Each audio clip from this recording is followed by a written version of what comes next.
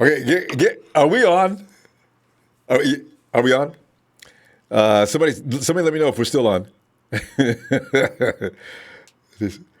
I was doing my dance. Can you hear me yet? Audio's like Bosa out for a while. Still irritating about the sound off though. Uh oh. Can you get still? Let me know when you can hear me. I'm watching you on the chat.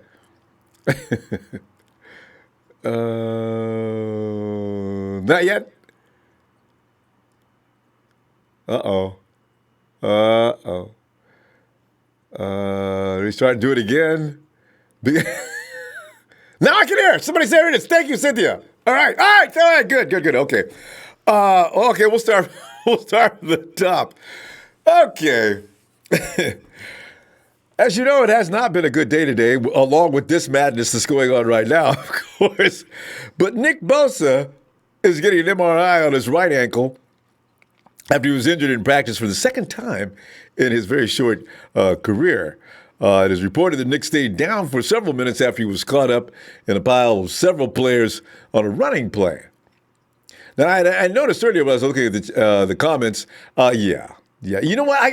If you've ever played any sport and you've gotten injured on a number of occasions and you were lying down on the floor, you were sitting there thinking, oh, God, no, man, not again. Because, you know, in spite of what a lot of people seem to believe, these players don't get hurt on purpose and they don't like getting hurt.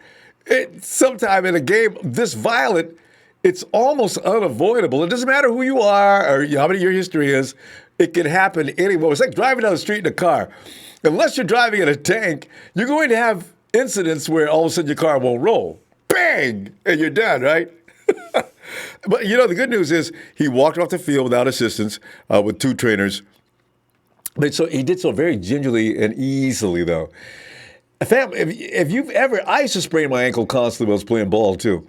If you've ever been to the doctor back and forth like I was on occasion, the doctor will finally tell you, all right, if you continue to come back in here for this same reason, that ankle's going to become unstable, and you're going to be walking down the street feeling fine, and all of a sudden that ankle's going to go on you. So I'm just letting you know, football guy, if you want to continue to play, look out.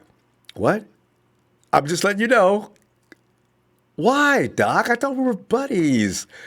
You know, I was sitting there getting all, it's just that kind of thing, because you can't keep spraining your ankle over and over. So Nick's probably thinking, oh, man, because I imagine Nick's probably had the same thing. Because ankles in football just don't match knees, the whole thing, Later, Bobby Saleh said he didn't have definitive news on Bosa's injury, but indicated it wasn't serious. As he's quoted saying, I think he's all right. I don't think there's anything to worry about. So we're going to have to hopefully take Bobby at his word at that. Maybe talk to Nick just before we went into his presser. I hope so. Anyway, you know what? If it's an ankle injury, I don't think it's going to be. We got 3 weeks for the week opener. And here's the thing about Nick Bosa. Time off doesn't really mean anything to him. Did you notice he came back off the other injury? He's out there running past Joe Staley. And I don't know, everybody says, well, Staley wasn't serious. Well, yeah, maybe not the first time, but how about the second and third time? So I think Nick Bosa, here's a guy I think that you could put him in the refrigerator, turn the light off in the refrigerator, let him go to sleep, and he'd still come out, and he'd still be able to do the same thing that he does. This is what they do. This is why when I always say, this is what the Bosas do. But also what the Bosas do is they tend to go down and paint. Although he's not the worst edge rusher. Edge rushers tend to, this is a thing about that. Also the pain of Jason Verrett is also getting an MRI for an ankle injury he sustained in practice today. Verrett did not return after he tackled running back Raheem Mostert to the ground on the 5th play of team drills. Fam, are you thinking what I'm thinking here? Did we not hear that they weren't going to be tackling to the ground? I don't. Was it just me, or did you remember hearing that the other day? Why are they tackling each other to the dirt? At some point they're going to have to, but I mean, maybe because in preparation for this weekend's game, but this tackling to the dirt and guys getting hurt is starting to worry me. What is going on, Kyle? Well, I thought we weren't going to do that.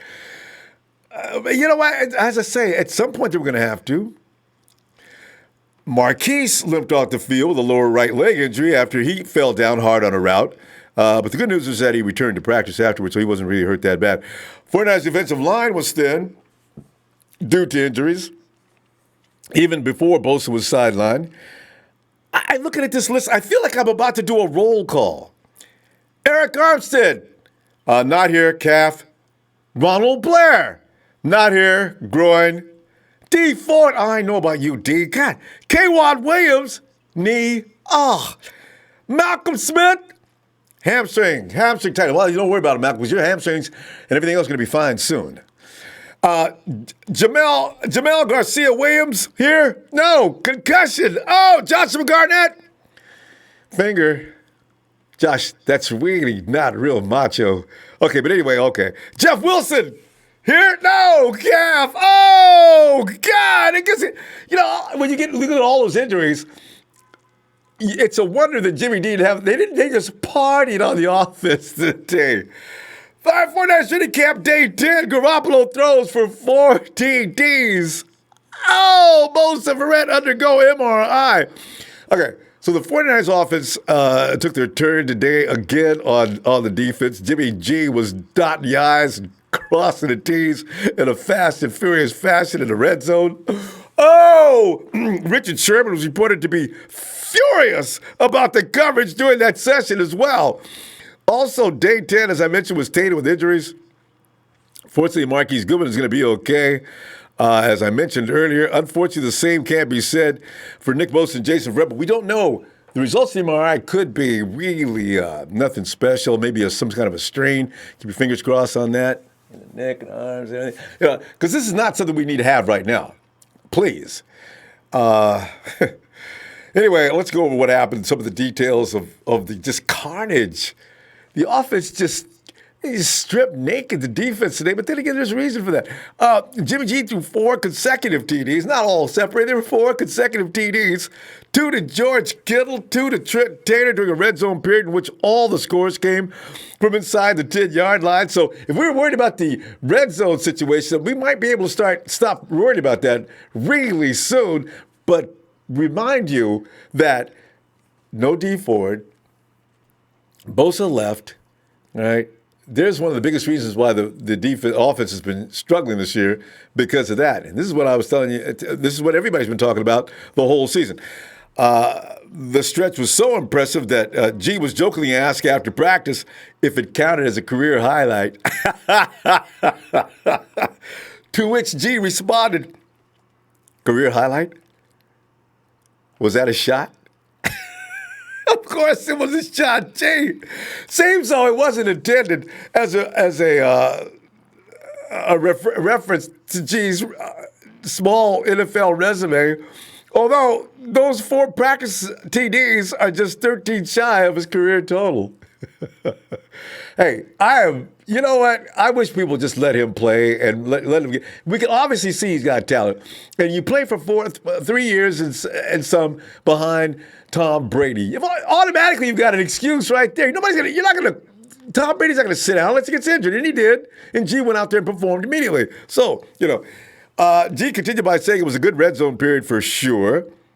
As I mentioned, he began the 4 TD stretch by rifling a shot just beyond the reach of diving Fred Ward, who does that a lot, seems, that found Trent Taylor in the back left corner of the end zone. TT went into celebration mode as if it was game time and flung the ball into the stands. I mean, the fans just loved it. If you were there, let me know about that.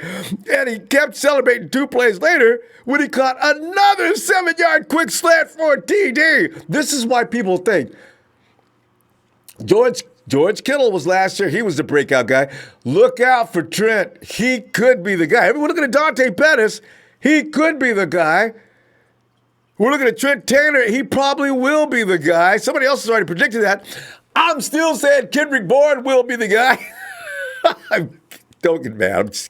I don't know what's going to happen there. Kittle beat Quan Alexander on his first score before beating the double coverage of Marcel Andre on his second. Richard Sherman came off the field with his helmet snatched off his head on Taylor's second TD and was shouting things that his mama would not have appreciated. This is good, though. People need to get mad. This is nothing to be proud of if you're on the defense. Even though the rest of the guys are gone, or some of the most important guys are gone, you have to find a way. There's going to be situations during the course of the year when these things can happen. You've got to be able to cover up, step up, step up, step up. After he ended practice in the better spirits, Richard did. On the final play of the team drills, G's pass was tipped by Warner and carried off to Sherman for Jimmy's second INT of camp, and this one is legit. All right. Not a lot to report about the defense today. Both Bosa and Verrett went down, and it became open season on the defense, apparently. Davius Street and Mark Ziocha both recorded pressures during team drills. Dante Johnson in the news today and had a PBU on a pass intended for Debo during full team drills. Full team drills now, mind you. At some point soon, we may have to take Ross Dwelley very serious, fam. Day after Dwelley was the subject of some serious kicking ass.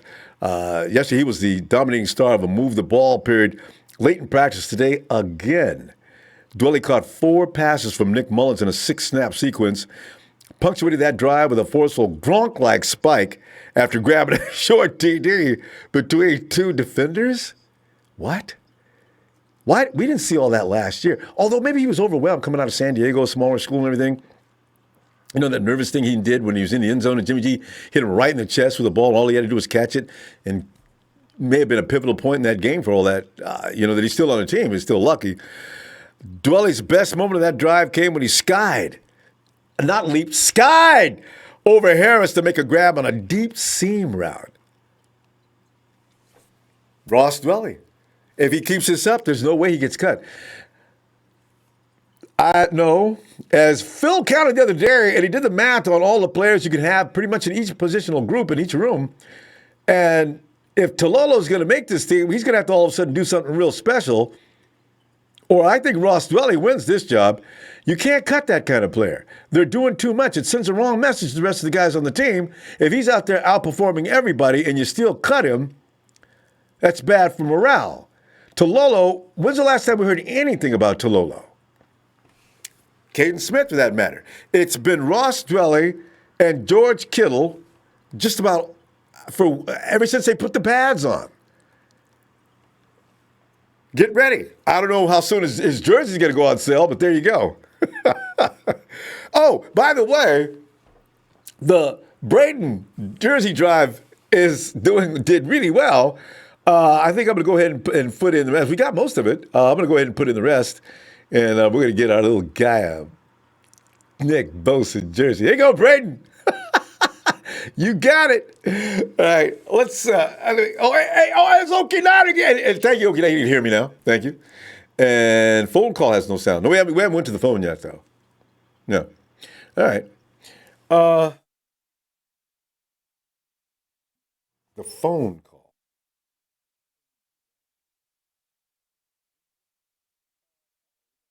Looks like we got no phone. God, these are those tech issues I always tell you about. I tell you, this is really going to be a rough day. We may have to call today, fam. Because I don't want to sit you. Hey, LeBaris, Bosa is not a bust. Oh, he puts an emoji laughing. Actually, Bosa is probably the best player we've had in camp so far. So that automatically eliminates any conversation about a bust. He got hurt. Okay. Doesn't mean he's a bust, though. Bosa retiring before his first preseason. Is Tucker Kale? I've seen some nasty notes. Is Tucker Kale a Cowboys fan? I think he is, right? Oh, God. They're going to work on the phone. Let me get over here and look at some of this stuff here while we're working on the phone. Nana Rich, hoping Bosa Verrett injury isn't serious. Heard they're doing MRIs just to be cautious. Yeah, he said something. Say, what we got to do is don't overreact every time somebody gets hurt. It's football. Guys are going to get hurt, and that's why the 49ers worked religiously in the offseason this year to make sure they got some depth behind most of these players. So I don't think we're going to be in dead meat. Although Bosa that's a huge blow because, as you can see, he's pretty much carried the defense while pretty much D's been out. So he's going to become a very essential part of this defense. Local 49ers fans, since Bosa and Verrett walked off, the injury shouldn't be that bad. Well, that's what I'm thinking too. And Verrett did walk off, right? Neither one of them had to be helped off the field. And that's an important thing. Although Reuben Foster, remember that last year when he got hurt? He didn't have to walk. He wasn't helped off the field. He walked off. And Next thing we know, he's out for 3 weeks.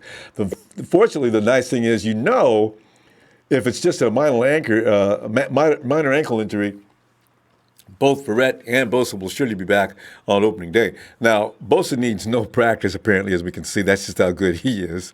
Verrett, I don't know. He's still getting his timing down and things like that. In his kind of position, you're going to need more work and more reps. So, in fact, I'm starting to think now, maybe don't put Bosa, let him, since he is that good, why don't we just shut him down every week and let him just come in for the games? Just throw him a lot of raw meat between Monday through Friday and just keep him in a cage so he doesn't hurt himself or anything else, and just let him out during game day. Slim Shady says Nick Bosa probably won't see much preseason, which is better, so he can be better 100% for regular season preseason. You're going, I didn't even read this. Slim, you're right, man. I agree. So he can be better at 100% for regular season. Preseason ain't poop, Niner fam. I know all players need some preseason reps. But Tom Brady never even plays much preseason, and he always comes in regular season like nothing, killing dudes right to left. And I got a feeling Bosa's the same way. Like I say, it took him 5 minutes after he was able to come out and play and start showing domination. So I don't think he's in need of a lot of practice. This is just who he is. But it would be nice if that's who he is, he could be razor sharp if he could just get some work in. I've still got a question about the tackling to the dirt, Coach. And Jeff Tad, D. Ford got the PRP blood spitting treatment for his knees. Hopefully this will help. And where am I at here? Okay. D. Ford's got the PRP blood spitting treatment on his knees. Hopefully this will help. Yeah, I got a feeling it will help. It helped. McGlinchey seems to be all just we never hear anything about McGlinchey complaining about pain, or it looks like he's moving normally and everything else. So it must be pretty effective treatment. So we'll see about that. Because when you think about the injuries situation we've got, it's amazing how as soon as we start tackling, guys start dropping like flies. So I got a feeling we're going to have to call today's show, guys. Hopefully I'll get this. This is when I come in and I say we got tech. What you see now you believe when I say the day before or after that we had tech issues. We rushed into this today and we thought we were just going to come in smoothly as we always do. But sometimes tech issues suddenly flare up. So I guess we'll have to go ahead and call it a day. That's just really sad. Be back tomorrow though. Hey. Ronbo? Oh yeah. Hey. We're getting close to game time, so you know what? We definitely got to work on these tech issues between now and then and make sure they do not happen for tomorrow, because we got to get those predictions in there. Is there anything more fun than prediction day? We're back. Is there something going on here? Is the phone working by any chance? Ronbo? Hey, can you hear me? Yeah, I hear you, Ronbo. Hey, we're okay. Working. Hey, we got a phone. All right. Hey, who is this? It's Carlos. Carlos! Hello, Carlos. Yeah. Yeah, it's actually it's working. Good. I was getting all. I was like, oh shucks, Carlos. Hey, are Ronbo, you worried? I'm sorry. Go ahead. Can you get back to me real quick? Yeah, you want us to come back? Yeah, okay. And thanks for helping me test out. Then, all right. I need to turn the volume down on my headphones here. It's a little too loud. Okay. No, not there. Is this it? Right. Test. Yeah. Okay. Yeah. Who's this on the phone? Because we haven't answered the phone yet. Normally we can identify people before we start, but we. Ronbo, we're all here. Okay. We've been talking. It's Phil. Phil, where you? Hey, Phil, did you show up at practice today? No, but I had some friends there, and as soon as I saw the injury report coming over the ticker, I had to calm my heart down and then call my friends. I know. It's, And, it's just he said awful. both players walked off the field without a noticeable limp. And out in the assistants too, so yeah. Yeah, so I think, I'm worried about Verrett because, number one, you said it right. He needs reps. And Bosa, I would just shut down for a little while, and because he doesn't need the reps. How many? See this? This is what I say. How many players in football history don't really need a workout and they're still going to be the best player on the field. These Bosas As a are rookie. something else. God. As a rookie. So, Exactly. Yeah, I'm not worried about Bosa at all. All right. And you know what? We got to look at these other defensive linemen. We've got plenty of defensive linemen to play during preseason that will still probably beat the offensive line of the opposing team. So, Especially with what they've you know, seen. that's Yeah. you know, we've got guys like Taylor and Day, and you know, those guys need work and get Solomon T out there, and hopefully Armstead and those guys. So we got plenty of guys to play. So You mentioned Armstead. Were you aware that Armstead is nursing a calf injury? No one No, even. I was not aware. I was right? not aware. In fact, the last practice I was at, he was out there on the field. So That was about a week ago. yeah, it was last week, late last week. Okay, Ronnie Blair, groin injury. These are all key players in our defense. You know, though, Ronbo, this is typical for your first few weeks of camp. Especially you know, padded you get dinged practice. up, you get the muscles all football ready, and you get dinged up. I mean, this happens. Good thing it's happening now than during the season. You know, these guys are working their muscles out. So, but anyway, you know, we're all here. We were all talking while you were trying to figure out my phone, and everything else. I don't know what happened to our system tonight. We were just nothing works, but it seems to be coming back gradually. I nearly had a heart attack, and I'm thinking if we get through this with minor dings and nicks, then the karma's good.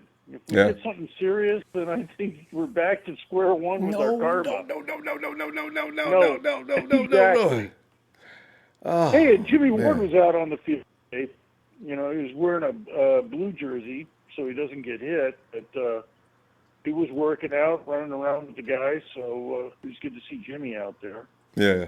And is he getting, Phil, I want to attribute it to his incredible skills, but he's out there tearing apart a lot of the B team, I want to, well, it's okay. I still want him to, it's good work for him to get into anyway.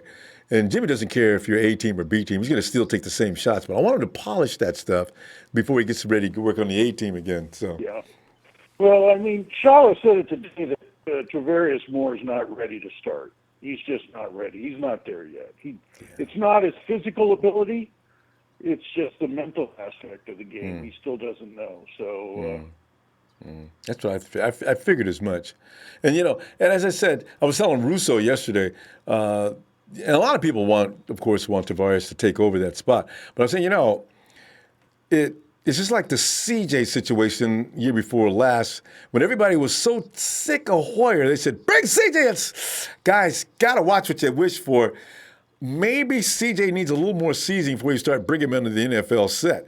And sure enough, as soon as he went out there, here comes Freeze City. So you know what?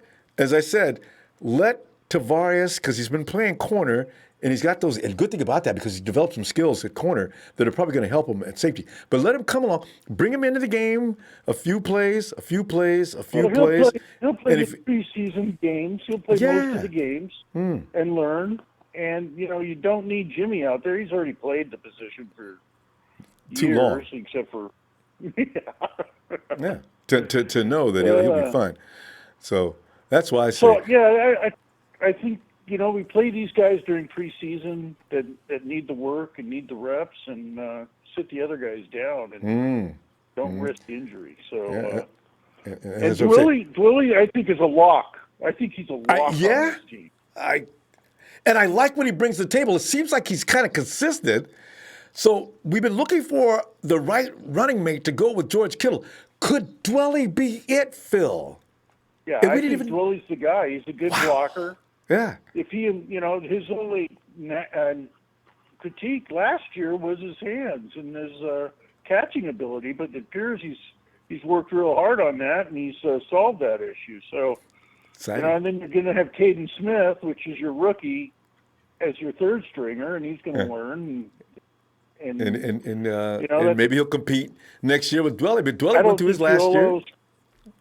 Joel's not going to make this team. He's not going to make this team. No, I don't think so.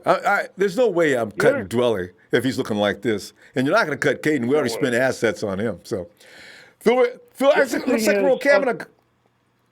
Just one more thing, one more comment. Okay. It could be that we cut Malcolm Smith and go with 6 linebackers and then keep an extra wide receiver. I thought about that. But there's ways to manipulate the math. If Smith doesn't make the starting lineup, there's no reason to keep him. Right? Because he's paid as a starter. Play special teams. Yeah. And you want to keep Bale and Lee, and Lee would be your backup to Greenlaw if Greenlaw wins the starting job. Agreed. So why would you keep Smith? So I think that's an option too that they have. They could keep less linebackers and go with another wide receiver or another defensive back. Yeah. So just wanted to throw that in there too. No, it makes sense. Because as I say, you can manipulate this math on certain positions, and you mentioned Malcolm Smith possibly being a sacrificial lamb, and then you go. And you're right. I mean, I'm not to pick on Malcolm, it could be any other position as well. So, all right. Yeah, all right. I mean. Good stuff, Phil. Get into more of that later. All right. Well, good luck with your technical stuff. I know. We'll get it ironed out here in a minute. Thanks, Phil. Appreciate you hanging on, too. All right. Talk to you tomorrow. Okay. Bye. And makes sense. Thank you. This is my man. Robert, after Google takes their cut, can you please donate the rest of Brayton's jersey? Thank you, my 49er Empire fam. All right. Makes sense. You're making all kind of sense. Thank you so much. And we will. Yeah, we've got, I've already found the jersey. I need to get back to him. Maybe he comes in today. I'm gonna, Braden, what size do you wear? Did he say he wore a medium? I think a boy's medium? I forget what he said. Is Braden on? Is he? Oh, okay. What do we?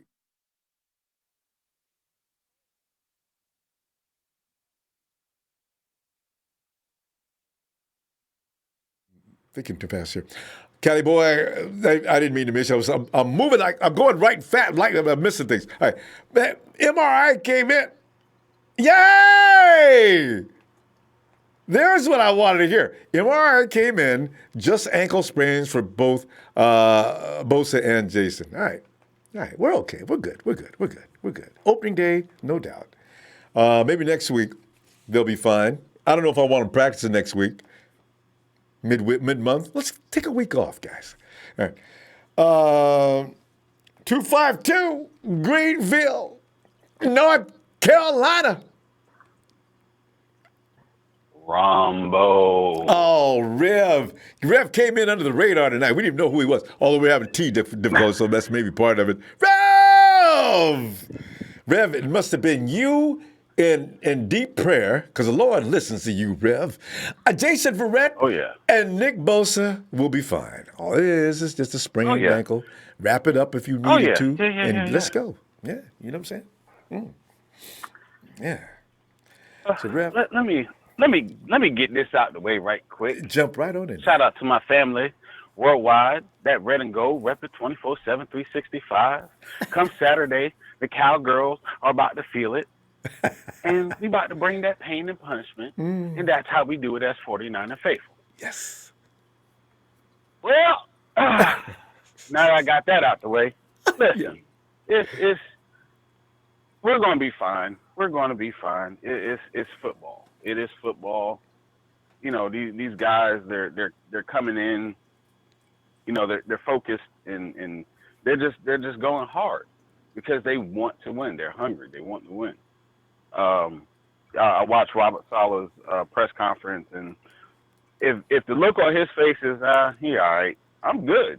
I'm good. He's like, no stress at all in that face. Exactly. You know, so you know, just look. We got a game Saturday.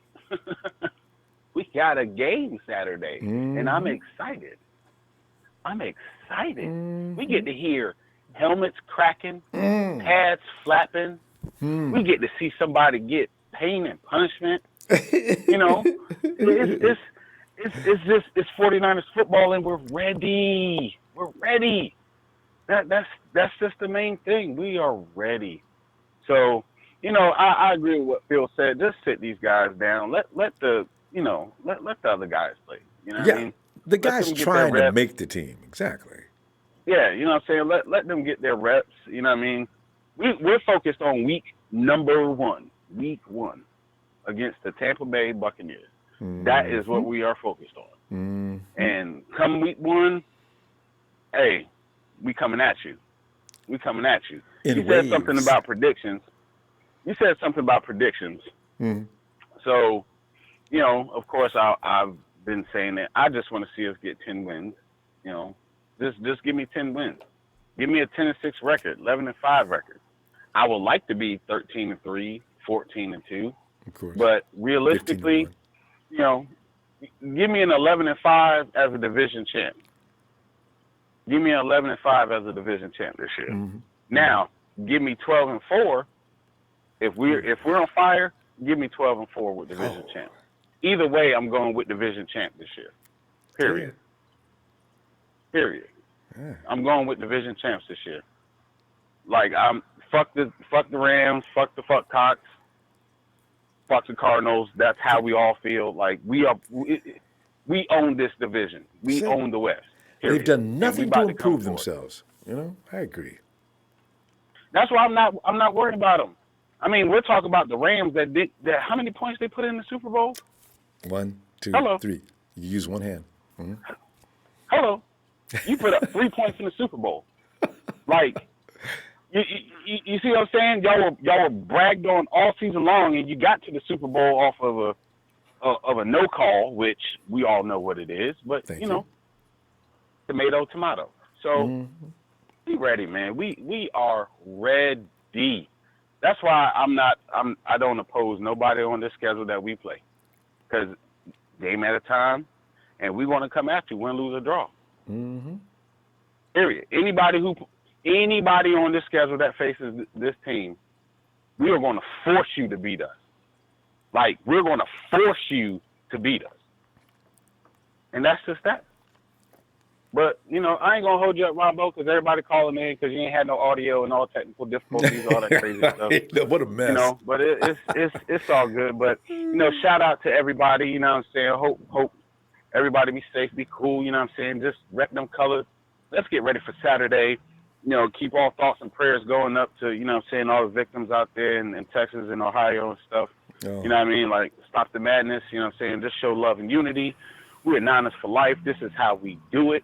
And as always, in order to be the man, you got to beat the man. Man, I would love to hear from you. Hey, we'll be back tomorrow, too. Looking for you. All right. No doubt. Peace out. Yeah, fam. Have a good night. And let's see. Makes sense. Again, says, Makes Sense drops in. Makes Sense, thanks for the contributions. Really. He says, this in the name of the Rev 49er hits. Please have our 49er Rev say a prayer for Bosa and Verrett. I believe he did previously, before we got that report from Cali Boy 58.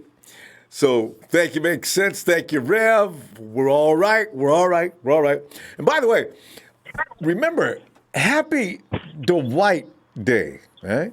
Because I should have mentioned that earlier, but yeah, the catch, and maybe one of the greatest plays in football history. Think about that for a minute. For sure, it's probably the greatest play in 49ers history. I know we make a big deal also about the Navarro Bowman run back, the pick at the 6. But, man, Dwight winning against the Cowboys at that particular time was huge. Hey, that is Dwight Clark Day. The 8-7. Hey, Lewis. Yo, Ronbo. What's up, Ronbo? Lewis, man. How you doing?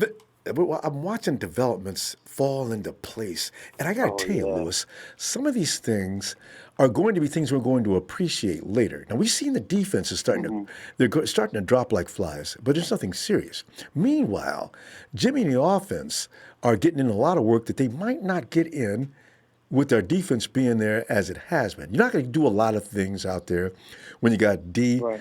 Bosa, and Buckner all healthy coming at you in waves. It just doesn't work. And that goes for Absolutely. everybody. That goes for every team in the NFL, not only us. So it's kind of, I see Jimmy getting sharper. He's probably polishing. Right. So when they do come back, it'll be a little more Awesome. competitive. I He's getting better. yeah. Yeah. So No, yeah, and look out definitely, for Ronbo. Dwelle He's getting too. better. Yeah, I mean, I think we all seen the alert though. When I seen the Bleacher Report alert slide down, all I heard was Bosa and Verrett MRIs.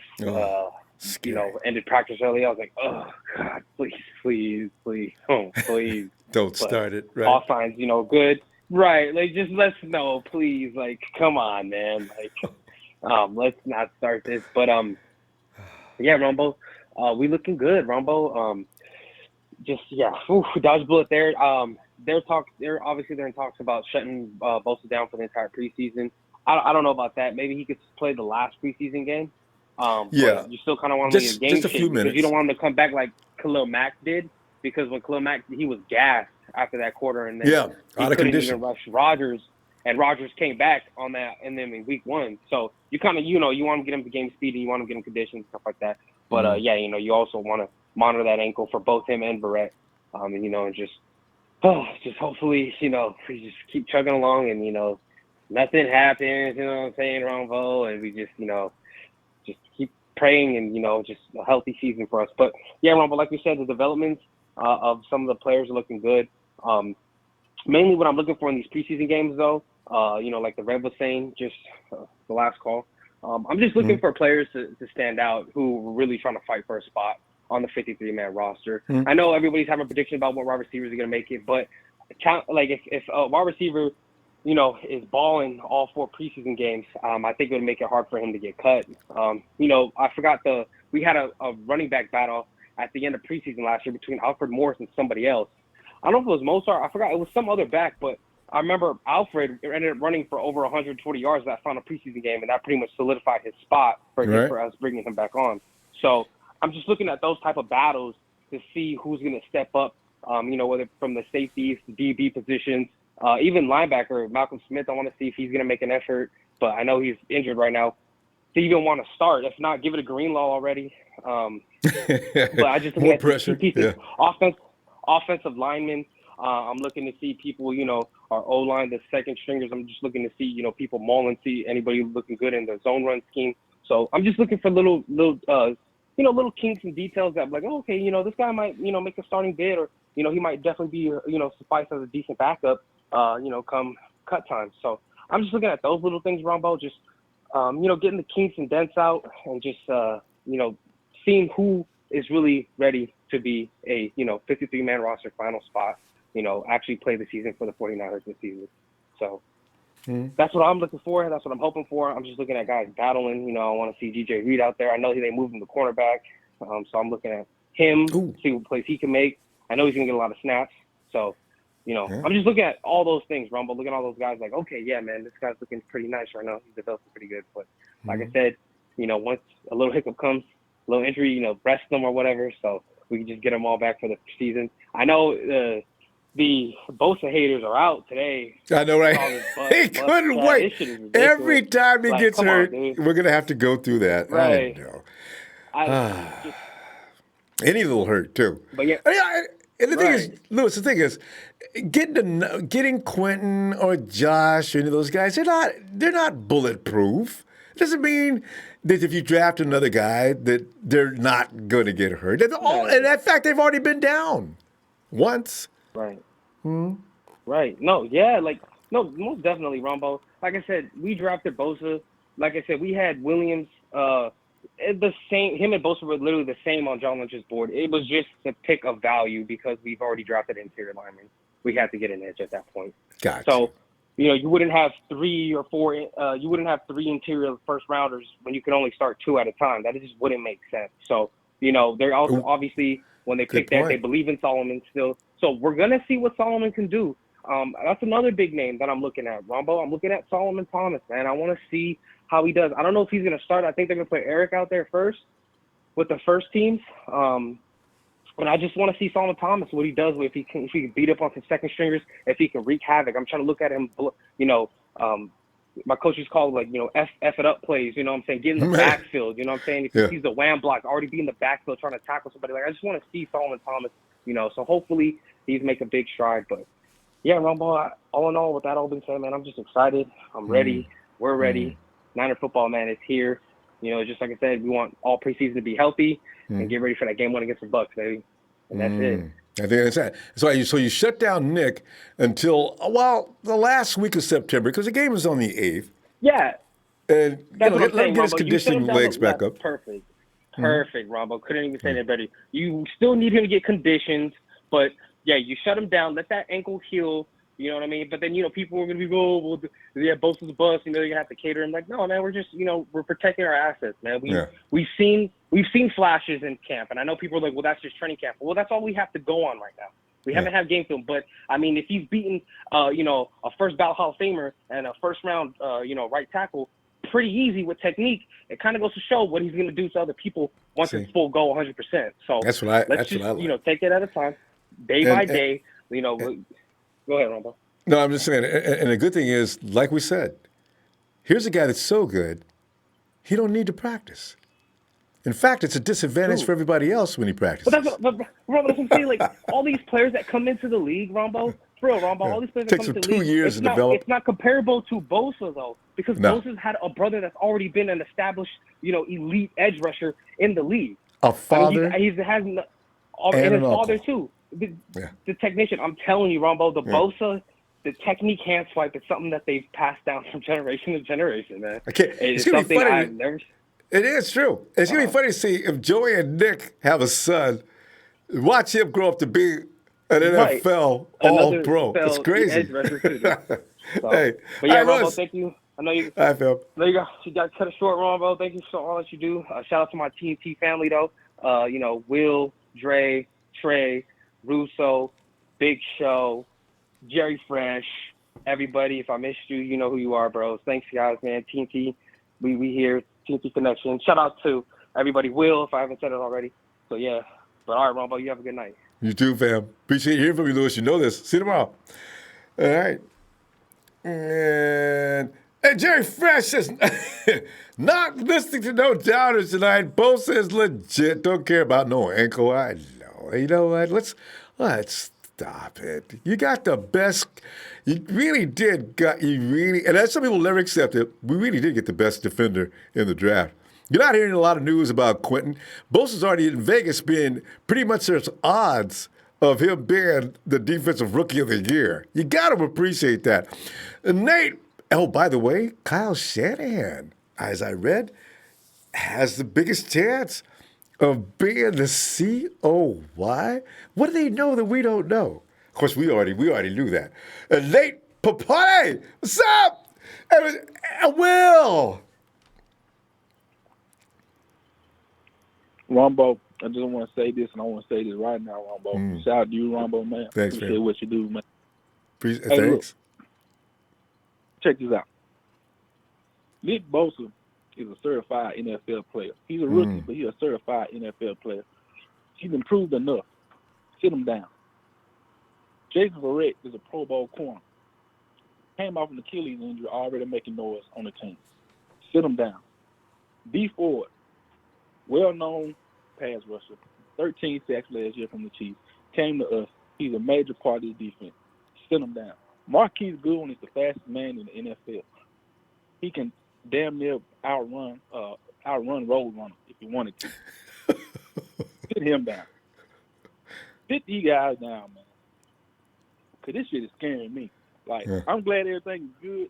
Everything's good. Because they said Nick Bosa, a pile, he ran into a pile. You know, I guess they were tackling and he fell into a pile. That's how he sprained his ankle. Yeah, and somebody rolls, and they roll over your ankle. And of course, it's in the wrong position, and ouch. Right. You know, and Ronald Blair is a certified depth player with talent that's going to also get playing time this season. Rest him, man. I mean, goodness gracious, man. Let's just go out here in the preseason, man, and just let's see what the young guys can do. Yes. You know what I'm saying? Look at the guys. Preseason. Yeah, when it comes to a football record, preseason don't matter. We're just trying to find out who is the guy that can contribute to this football team. So, because you already know who's going to make the team. Let's look at some of the guys that are trying to make the team and how much juice they got to offer. Exactly. Right. Now, as for Malcolm Smith, his ass needs to be gone. I'm talking about like right now, like while I'm talking, he needs to be gone right now. Yeah. You know what I'm saying? Eric Armstead good too. Now he needs some, he needs to tone it down a little bit too. They need to let him chill out for a good little minute too till he hit up. Cause all these guys I done named, man, we need these guys for week 1. Oh yeah. We need them for week 1. Yeah, they gotta be nice and healthy. Don't come in there tight. Loosen up good, please.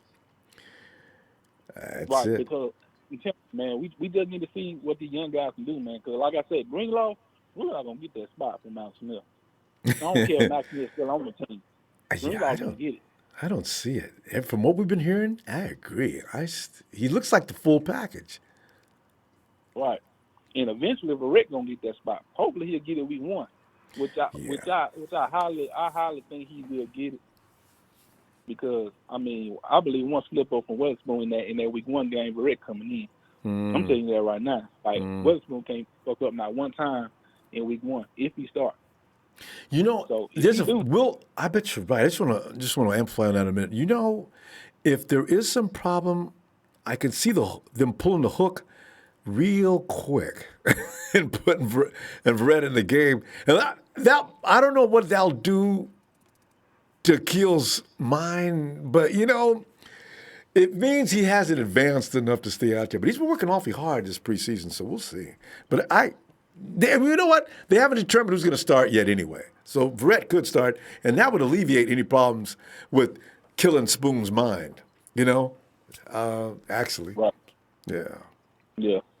But offensive wise, man, Jimmy G lighting it up. 4 TDs, man, in the red zone. Come on, man. He ready, man. This, you know, God don't reward. God don't, let hard work go unrewarded. You know what I'm saying? So in work, man. He been putting in work, man, and you see it. You see it from these reports, man. He had another good day. I think the rust is off. He's ready to go. Yeah. This man, these pieces that he needs, man. Start to be one after another. Let's get it rolling, man. Let's get it rolling, man. I mean, look, man, you got a 3-headed monster. You got a 4-headed monster in the backfield because you got to count Mostert because, he's a special team player. One of the best special team player we got on the team, man. So, you got a 4-headed monster in the backfield, man. You got these good receivers, man. The offensive line is something that we're going to have to look at preseason as well because Richburg's out. And the first team that goes in this coming Saturday, we need to see how they look. We need to see how they look. Because O-line, we got to look at that too because it's, it's good, but you really need to look at the pieces closely and see. But they really closely. Yeah. Well, they're not going to be the O-line. All of them going to be sitting up, probably in their house shoes on the sideline. Anyway, man, that O-line's got to heal up fully. Yeah. Yeah. So, but we're going to have fun making predictions on this game. Well, we're not going to do it like we always do with the scores and everything. We're going to make predictions on who's going to have the best day of the untested guys. You know what I'm saying? That'll be the prediction for pre-game predictions. That should be fun. But yeah, man. But before I get out, man, I'm like, look, man. Hey, y'all. All these outside media talk is getting old. I'm gonna tell y'all something, man. These new reporters that's out here, Ronbo, like NFL Network, NFL.com, ESPN. These are new generation reporters. We haven't seen these reporters since the Harbaugh days. These are new they young reporters. They new generational reporters. They don't know the history. They don't know our history of past of all these 32 teams. They only know what they know right now. So in order to keep themselves relevant, they have to stick to what they're seeing on the field now. That's why I say like the Kyle Brandt. And blow everything all out of proportion and make it look like the 49ers are imploding. Right. I know. But it's okay because you're only going to make themselves look bad. And pretty soon when you stop that, it'll never be able to come back again. So I hear you. All right. Right. So they got to stick to what they know just to remain relevant. If the Rams were good last year, they're gonna say the Rams good this year. If they say the Seahawks were good last year, they're gonna say it this time. You know, they got to stick to what they seen last year just to remain relevant. They don't have that full. Yeah, they don't have that full knowledge. Yeah, they don't know what's going on with every team. Right. Yeah, so that's what I'm done with all that crap. But all right, Ronbo, man, I'm about to get off, man. I want to shout out to you, Ronbo, man. Shout out to my TT fam, my player partner Dre, Trey, Big Show, Russo, Rail 49 hit, Shay Lewis, man, Daniel. You know what I'm saying? You know what it is. Fuck the Rams. Fuck Rudy. They lost the Super Bowl, and they only scored 3 funky ass points. And they funky ass broke. All right. I will. Oh, my God. Oh, here's the thing. I'm noticing up here. Stingray says, Goodwin to the Chiefs. What? Imagine, if you will, having Tyreek Hill and Marquise Goodwin on the same team. If I were the Chiefs, I would actually try to make that deal. I don't know what they would give us, but having Marquise Goodwin and Tyreek Hill in the same lineup. I think we should try to get that deal and get Tyreek Hill. No, I don't like Tyreek Hill from what I heard about him. Guys, if he did any of what they accuse him of, and they haven't proven that he didn't, they just said he's innocent of all charges. Hey, Carlos! Let's get ready to run, boys! Carlos! Oh, my man. Carlos, man. Just sit back here. And I'm you know what my biggest rush of the day is? I was wondering if we could find somebody that could run with George Kittle and be so dangerous that it takes a little of the coverage and separates it even more. Now, so that's really a fun thought. Trent Taylor, George Kittle, Marquise, Dante Pettis. I mean, we got any number of guys. The field is now wide open. Coach already has guys running wide open all by themselves. That's by design, right? So now, if Dwelly's going to be a serious threat, oh, my God. Could be the most potent offense of all time. Well, you mentioned Dwelly? Yeah, he's looking good. Dwelly's a receiver? He's a tight end. Ross Dwelly. Yeah, See, you can't. His name is not. It's not a normal famous name right now, but in practice, he's just been wearing it out, and he's coming on, and he's gaining momentum. Confidence is getting crazy. We'll see him this Saturday against the Cowboys. So, yeah. Yeah. This Sunday. Saturday is going to be really a competition with all our receivers, and it's going to be for sure. We haven't going to be analyzing all these receivers. Oh, God, Jalen Hurd, Debo, and Poindexter. Man, we for sure, guarantee that we have a lot more, offense than what it was last year.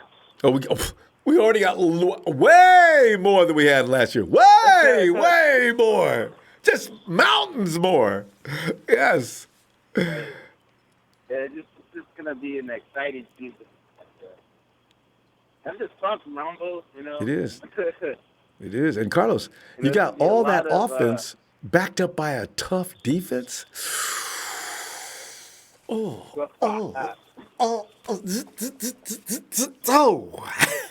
Gives me the G-Bag good. Raheem Mostert, is he still on there? Yeah, he's still out there. Yeah. He's going to lead the hit squad. He's, from what I understand, he's fine. He was part of the reasons why Jason Verrett got hurt, taking him down today. So, yeah, he's doing fine. He'll be the guy. I heard about that. It's like, I'm sorry, I missed that. Say it again. Like, got injured. It's like, oh, no, not again. I know. It's not serious. It was just small little injury. Ankle sprains. Get over it. Yeah. And you don't have to play right away. So they'll get this week off. I'm sure they're not going to play probably until this time next week. They'll check and see if they're okay. And if they are, okay, guys, let's get busy. Otherwise, let's get back into the locker room, get some more treatment, and heal up. Because, this is the time you can do that. Don't extend injuries. Just get over them. I'm sorry, this was breaking up. Okay. No, I'm just saying Well, the yeah. the guys are getting better. All they got to do is heal up, and at this time of year, it's okay. You can take your time and heal up, and make sure that those injuries don't linger. So that'll be what they're going to do. Right. And Nick Bosa doesn't need any practice. He's one of the few players in the NFL. He doesn't need practice. He's going to be fine no matter what.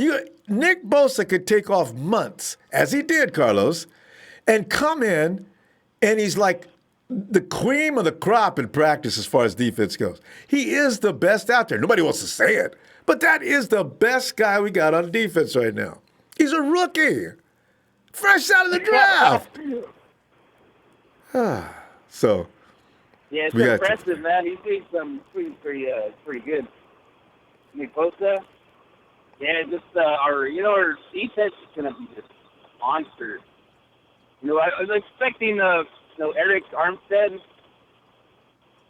And he's been better. He's been doing a good job this year. Yeah, he just they better improve this freaking season. He did. He's last year he was one of our best run stoppers, and it looks like he's going to take up right from there. What we might see this year, though, since there's not going to be a lot of double teaming, and defense is going to be a little shredded. Now I suspect Armstead is going to be like the guy from New England. That's not all that good, but the scheme and the people he worked with on the line helped him be successful. We tried to get him as an edge rusher.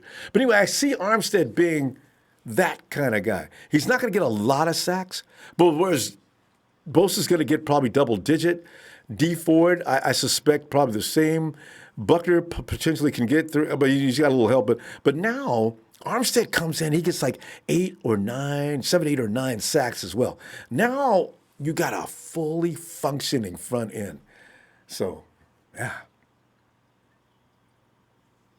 Carlos? Oh, we lost Carlos. Oh, all right, Carlos. We almost ran out of time anyway, Carlos. I'm going to see you tomorrow, Carlos. Get in again. Hopefully my phone's not going nuts because it does that every now and then. Justin! How you doing? I'm G10. You know what I'm saying? When you see me jumping into my G10, that means Jimmy has got me all pumped up again. Yeah. Jimmy's out there. Can you answer me one question or what? Sure. You remember 2 weeks ago we were loving Bosa. We were like, oh, he's so dominant, and then he has a little hiccup, and then we go from loving to hating him. Do you see any trades? I haven't seen any trades. I've seen the word bust. How does that happen? How do you go from loving a person to hating them and all in 1 week? I don't get the difference. I don't understand what happened. There's something like, I'm just going to hate on Bosa today. Like, I don't. Well, now remember, a lot of people didn't like him in the first place, so it's a natural thing. You know what, though? If you were to trade Bosa right now, do you know you could probably get 2 second-round picks? Get 2 first-round picks. Yeah, well, you can get 1 first-round pick for sure, but you might go ahead and get yourself 2 second-round picks. Mm-hmm. And we're not going to do it, but I'm just saying that's how good he's already proven to be. And there's not a GM in the NFL that wouldn't give up something to get him, Yeah. Mm-hmm. The whole thing, with this hiccup, I feel like this is my, I'm not going to be in politics, and I'm not going to do that no way in hell. Because, that was like all the way to the draft, and people just kept, getting up. I'm going to say it's because of what happened with his tweets. I'm going to say that's the reason people don't like him. That's the reason. They look for main reason, yeah. They're like, oh, he has an injury. He gets injury. Oh, I have another excuse to hate him. I feel like that's why. Even though he's apologized, they don't care. They're like, oh, let me just find a reason to hate him. They're not like, they're not forgiving. They're not like people give people second chances. They're more, judging him for what behind the tweets. Actually looking what it is player, looking beneath the player, and it's sad, that we have to keep doing this with Bosa. Keep out, he's good, he's really good. He was worth that first round pick, It's okay because there's no need to pass judgment on folks. But you know what? I think after a while, everybody will start to love when he makes that key play. No matter what you feel about him, it'll change. It's the way it works, so it's okay. It's okay. Yeah, we've had this discussion too, but like his tweets and I was like, I was pissed at first. I'm not gonna lie, but after a while, you gotta learn to forgive, and I believe in Bosa. I do believe in Bosa. I feel like 5 years from now, we'll be saying he's a great player. He'll probably make a Pro Bowl. I'm pretty sure. I'm putting it out there right now. I'm guaranteeing that. Yeah, because with his talent, his speed, Pro Bowl for sure. I'm saying that right now. He's just got to stay on the field as much as he can. Bosa's that guy that plays 13 games, he still goes to the Pro Bowl. You know what I mean? Yeah. He is. That's real. Yeah, and I understand that everybody says he's a lot of pressure. And it's even more out of pressure that he's playing for Bryant Young's number, which a lot of people like my dad weren't happy with him playing with 97. Yeah. So, but, I understand why everybody's upset, like, oh, he's hurt already. Like, I'm like, oh, man, just give him a break, it's an ankle sprain. He'll be okay. I've had an ankle sprain. I'm pretty sure everybody's had an ankle sprain. It's not fun. It's not fun, something to do. It's not fun to deal with. It's, it's a week and he'll be all right, He'll be okay. He'll be okay. Make sure to tape him very securely from now on, and he'll be okay. Right. Yeah, it's just ridiculous how we go from loving a person to hating him. That's what I don't get. That's what I don't understand. Don't worry about that. But listen, this coming up this weekend, you've got Ross Dwelly's got my attention now. Is he gonna just dominate? Him and Nick Mullins seem to have developed something, and I actually figured I was Jimmy kind of hoping we weren't going to bring up Ross. I was kind of hoping, but damn it, Grant Cohn, damn you, man, damn, Grant Cohn. It goes beyond Grant Cohn. I gotta apologize to him. Damn it, if he makes a thing team. Well, Grant went too far too soon. He said Ross Dwelly was the best receiver we had, I believe, period, right? So, and now we're finding out Ross Dwelly, I don't know if he's the best receiver we got yet, but we do know he can play. Not even close. No, not even close. Does he got hands? Yeah, sure. He's got hands. He runs nice routes from what I'm reading. I was like, I see all this, like, Grant giving him this hype, and I'm just like, Disconnect. Hey, remember, disconnect that, because like you're saying about Bosa and that mess on Twitter or whatever, separate it. He's already apologized. Let's get past it. Get past Grant and start looking at Ross. Is he a good football player or what? We will see. We'll have to see, because we haven't seen him play. It's all about, he may look good at practice. He may look good, but it's all about how he performs in the preseason game, because preseason game allows, people who are on the bubble are like, oh, let me see what I got to do. Let me see if I can, plus coaches. Remember, we got to remember, he's had this. He's not a rookie anymore. This is his second year. So all those bugs and things that he showed him last year too. Dropping that touchdown, I'll never forgive him for. But coming up, this looks like we're going to see something here. So Justin, we're going to go because we're so late. Get out to the East Coast. It was rough. Yeah. Well, I just want to finish up with saying that I do want to say shout out to Braden, man. Shout out to Braden. I'm glad you're getting your jersey, man. You keep rocking that jersey. And I will say that if Jimmy Ward is healthy by week 5, I will be sending a Jimmy Ward jersey to you. I will be doing that. So we will be doing I'd be so delighted. Jimmy, wearing the big 2-0. Look out. Oh. Yeah. So, hey, Justin, thanks, man. If he's healthy by week 5, then Ramona will send me his information. I'll send it to him. We got a deal. All right. Well, looking forward to that. All right. Justin, always a pleasure. I see you tomorrow. I always say I'm going to get here tomorrow. Tomorrow, there's no doubt about it. We're going to start even early. All right. Night, Justin. Yes, sir. All right, good night.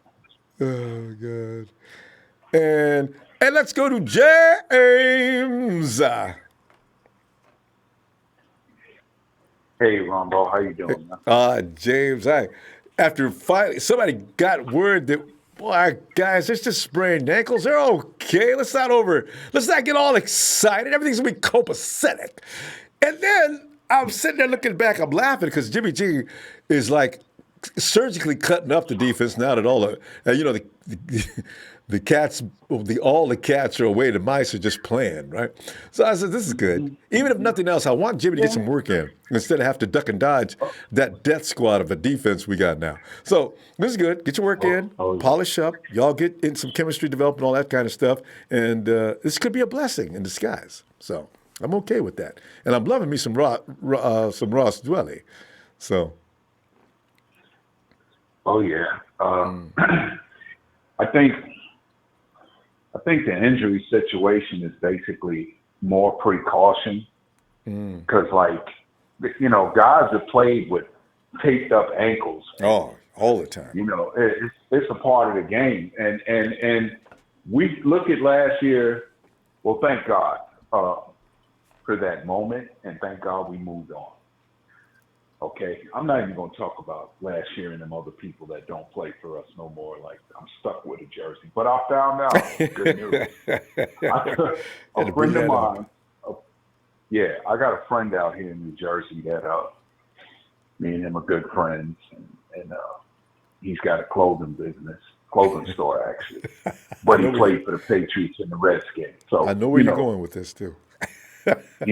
Well, he told me like this. He said, I asked him, was there any way that, you know, I could get it altered possibly? Said, I knew it. That patch with the name is on, you can take that patch off. If you do it the right way, you just got to take like a needle or something, because if you rip it, you're going to tear the jersey. Yeah. Right, but if you unthread it, it'll come right off. So that's the way I'm going to be rolling mine. If anybody sees pretty hefty, middle-aged black man walking around New Jersey with a jersey on that has no name, hey, it's me. It's me. Look, listen. Hey, I'm part James. of the empire. I'll buy you coffee or sandwiches. You know, just say, hey, what's up, James? Man, James, you still got that Ruben on? can I make a suggestion? Put TBD on the back of the jersey. To be determined. Right. I may even put on there, don't ask. Yeah. That's even better. Something's going on. Something's going on there. But back to the business at hand. I do think that I think Tolalilo might be on his way out. Tololo, Malcolm, and they got 3 more seats on this little bus, and one of them may be for Jimmy Ward. James, man! No, I'm gonna tell you what I believe, Ronbo. This guy comes back in the preseason and gets hurt. Do we still hold on to him? No, you know, because that's why. I mean, he's got the man that had 38 injuries since. I might be exaggerating a little bit with 38, but I can guarantee you it's close to 20. And I'd say at least 15 in the time he's been in a Niners uniform. Yeah, that's got to be right. And then, so, you know, like I said, it's all, you know, you just got to trust the process. These guys know these are minor injuries. Jason Verrett is coming off a torn Achilles, hasn't been in football shape, hasn't been on the field and things of that nature. And so, you know, the MRI, thanks be to God, showed nothing, minor sprains. Those are something that they may even play. They may even play probably in the second game. I don't really see no need to put them out there in that first game. Because you can be guaranteed they will not be seen this weekend. Yeah, it's preseason. It's no need to get them on the field now. That third and fourth game, those are times they got to step in there. But I think they'll both be ready. I'm not worried about it. And I want to say this for all I'm not even on the chat, but I look at all the haters of us, man. You know what I'm saying? I even think Nate Burleson is paying people on that chat. You got to investigate some of them guys. No, they talking about, the man's a bus and he's worse than somebody put up there. He was born with Band-Aids right beside. Man, come on, listen. I'm gonna tell you like this. You know, some of that stuff is kind of funny, uncalled for, but funny. It's the haterism.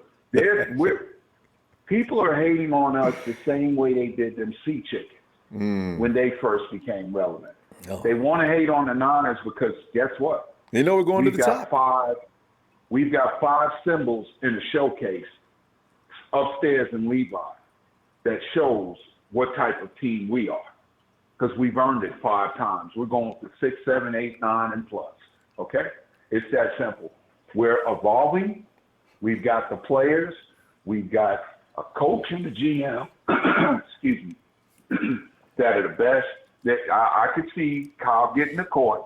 Okay, I could see him getting the court at the end of the season or mid-season. His name could be hands down running away with it. And Jimmy G is coming into form, and I'm believing from what I'm seeing and what I've seen from them before. Man, it's going to be a season that most people are going to say, "Wow!" And I think that we're going to be so good of a team. Them naysayers they're going to fall off the map, man.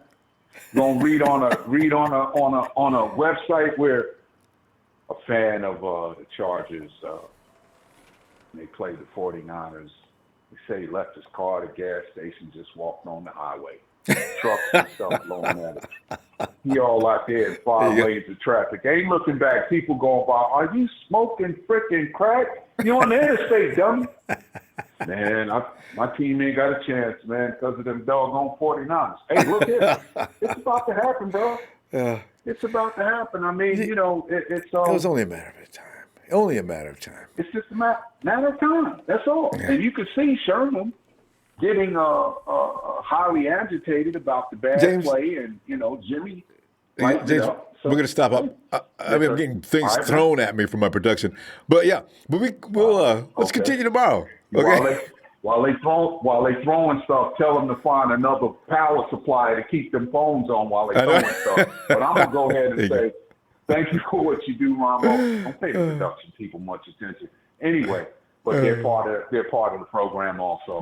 So I'm gonna say, as usual, Niner Empire, Niner for life. Thank you for what you do, the platform you provide, and the show right now with the team we got and the direction we're going in. And it's going to start this Saturday. Okay, it's going to start, and let's get it on. Thank you, Ronbo. Thanks, James. Be blessed. All right, fam. Enjoy Looking forward to tomorrow because it's coming. All right, Ronbo. Agreed. Oh, God. Texas Boy is always he's sort of a mainstay star on the chat. I noticed that. He's just outrageous, isn't he? God, beat him up. Is it? Oh, hey, Demetrius! Ronbo. D. There you are. And D, we're getting late tonight, and here you are still hanging with us. We do love you unbelievably much. Thanks, D. Yes, sir. Out of the East Feelings Coast. mutual, Ronbo. Feelings mutual, man. Well, D. Sorry about your problems you having, with the technical, all of that. We got those ironed out now.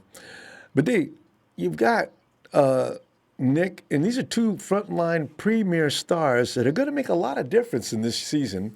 Bosa and Verrett could be the difference between a playoff berth and maybe missing it by a slight thing, because they bring so much to the table, both of them. Bosa's let's face it, he is a future Pro Bowler. And Jason Verrett's already been a Pro Bowler.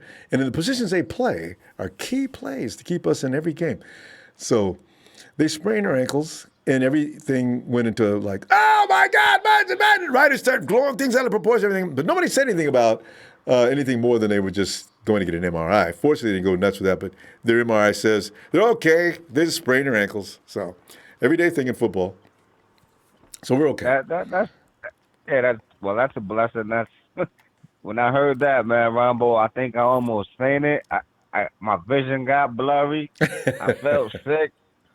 All of the above, man. All of the above. But I'm glad everything came back negative. Like, that's part of the game, bro. It's going to happen. It could have been worse.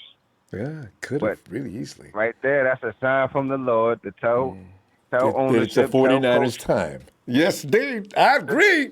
Believe. Yes, sir. Sit them down. Give them some rest.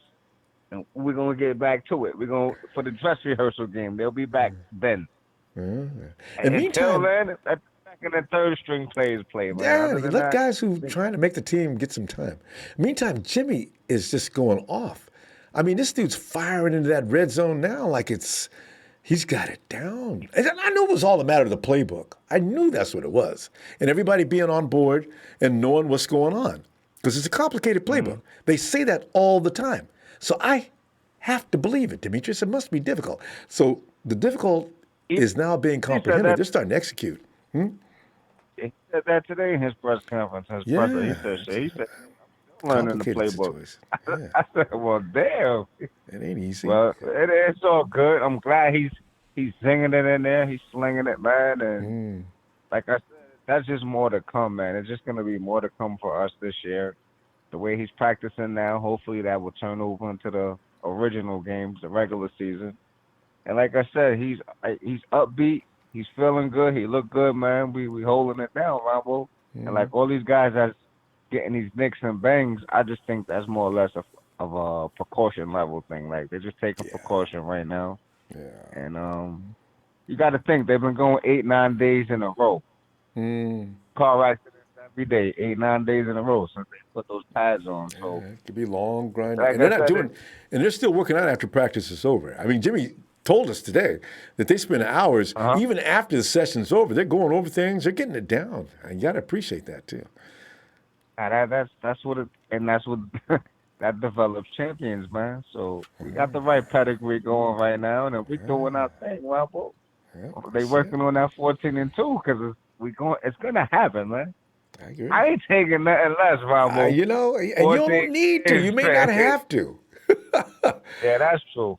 But it's playoffs is the playoffs. We get there. We just gotta hold it down. But 14 wins is what I'm projecting. But I'll take 12. You know what I mean? But I'm shooting for the stars, bro. Demetrius, how about your 49ers history? When was the last? Harbaugh got us to 13-3. When's the last time the 49ers had a 14-2 season? That had to be. I'll take that back in the early 90s. We had Steve Young. Did Young take us to a 14-win season? I believe so. I got to go back and look at that. I believe it. Yeah, me too. But I believe Steve Young brought us to like a 14-2 season.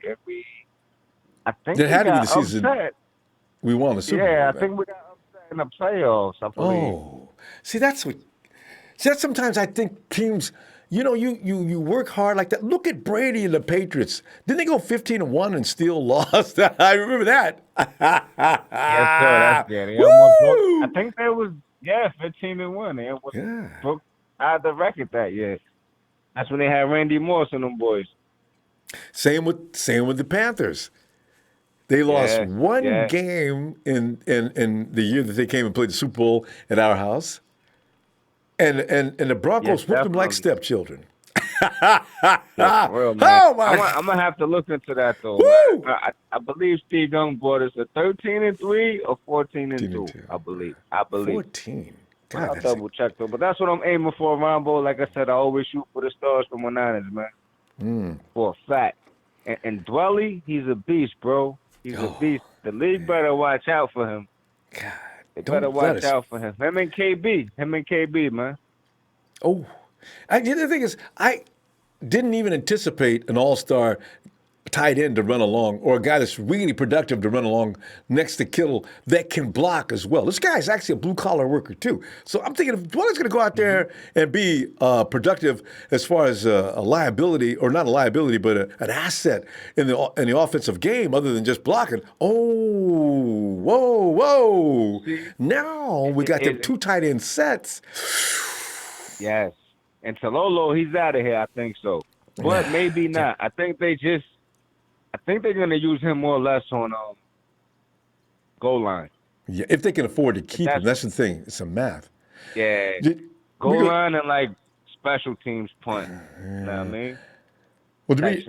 Well, Demetrius, we got to go because we're late. We got a late start tonight. So I'm going to go ahead and let you go to bed, get that rest you need, and get you up early in the morning. And I'll see you tomorrow. And I promise you, we will 4 a.m., bro. Late. Yes, sir, man. Down the Empire, man. Hold it down. Everybody be safe, man. Have a good night. Ronbo, love you, bro. Too, and you do the same, man. Hey, loving you back, fam. You have to sleep tight.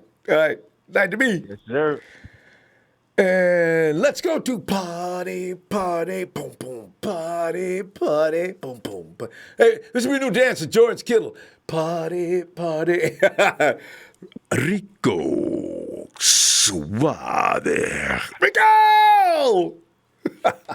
What's up, Ronbo? All Rico, man, I'm just back here tripping, man, because, like, we had dodged the bullet, man. Everybody's getting up out of the foxhole looking around, man. Because you hear about Nick Bosa and Verrett going down. Oh, oh, God, please, no. Oh, no.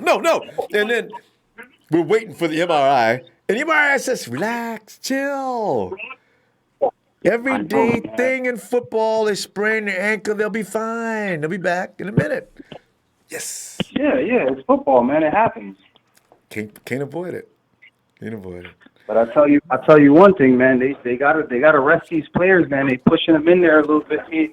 At the end of the day, they all gotta practice and stuff. But true. That shit had me kind of a little bit worried. I'm like, damn, man. Why see, Rico? I thought they weren't tackling. I thought I could have swore Kyle said, "We're not tackling right now. We're not tackling right now."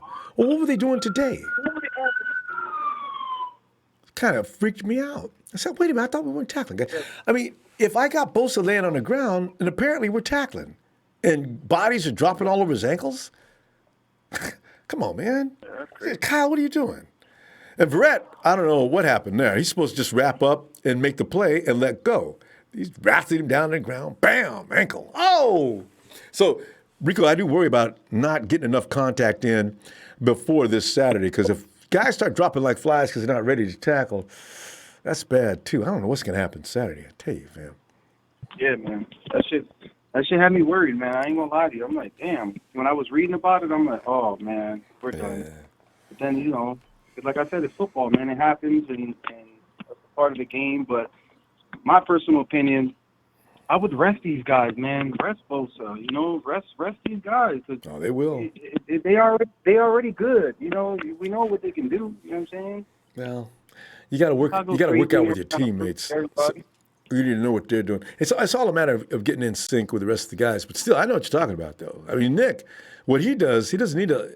All he is go get the quarterback, and he does that pretty much better than anybody on our team. Well, probably. I got to see more D. But Nick is the whole package. He can stop the run, too. So he may be the defensive MVP next to Buckner.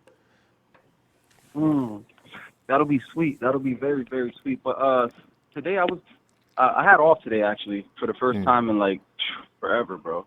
Yeah.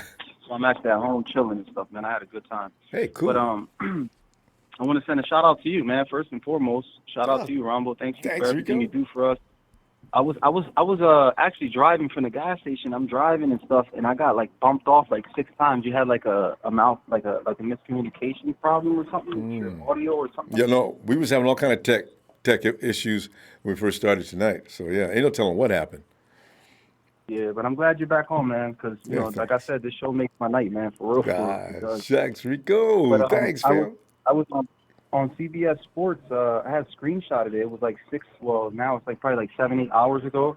They had in 2019 NFL predictions. They had the Panthers, Vikings, and 49ers among offenses that will surprise and have a breakout in a big way. So I was like, oh shit, they never really talk about us, but okay, I'll take that. Hey, they got us in a lot of them conversations. I mean, really, it's like this year. It's hard to deny the 49ers. I mean, Rico, look at that lineup, man.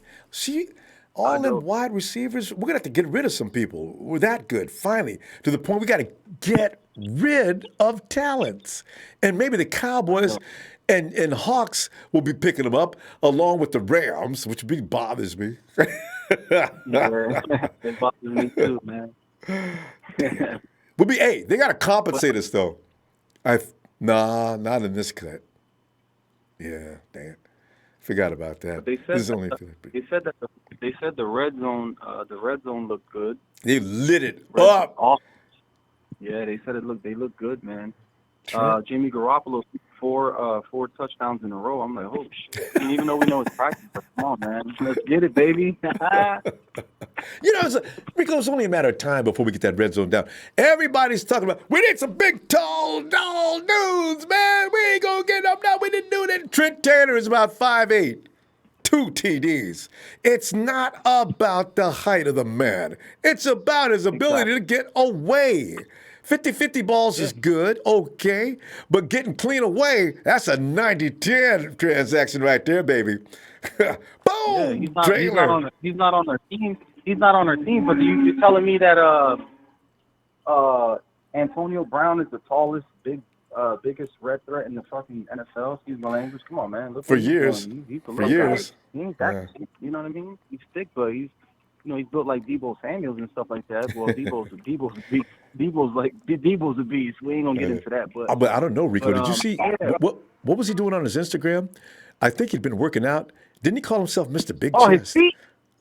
Oh, but did you see his feet? I heard about his feet. Frostbite? She's a fan of the Steelers. My girl's a Steelers fan. My wife's a Steelers fan, and I sent her a picture, and I'm like, oh, this is the guy you like? And he had, like, all these calluses on his feet and shit. I'm like, oh, my God. It looked like his feet was dipped in, like, acid or something. I'm like, oh, my God. How do you get frostbite on your feet to the point? Rico, have you ever gotten frostbite? Have you ever got frostbite on your hands or anything? How do you, I know when to stop. My feet are that cold and they get bitten, frostbite to the point they get that severe. What's wrong with you, man? Don't you know you need to come in out of the weather? Oh. Yeah, that's easy. Rico, we got to go because it's late. I'm going to tell you what. Hey, Rico, get in here. You're working tomorrow, though, huh? Yeah, I work tomorrow, yeah.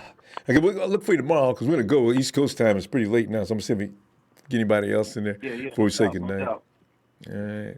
But real quick, I want to send a shout out to the Nighthawk fan club, Jersey Joe, Sheikah Freak, Big Show, Lori, the Niner Queen, Sua, Kenny, Danny O, Razor, Mr. C, Russo, Bashar, Raj, the whole hit squad, the Nighthawk fan club. You know how we do. And Braden, my young boy.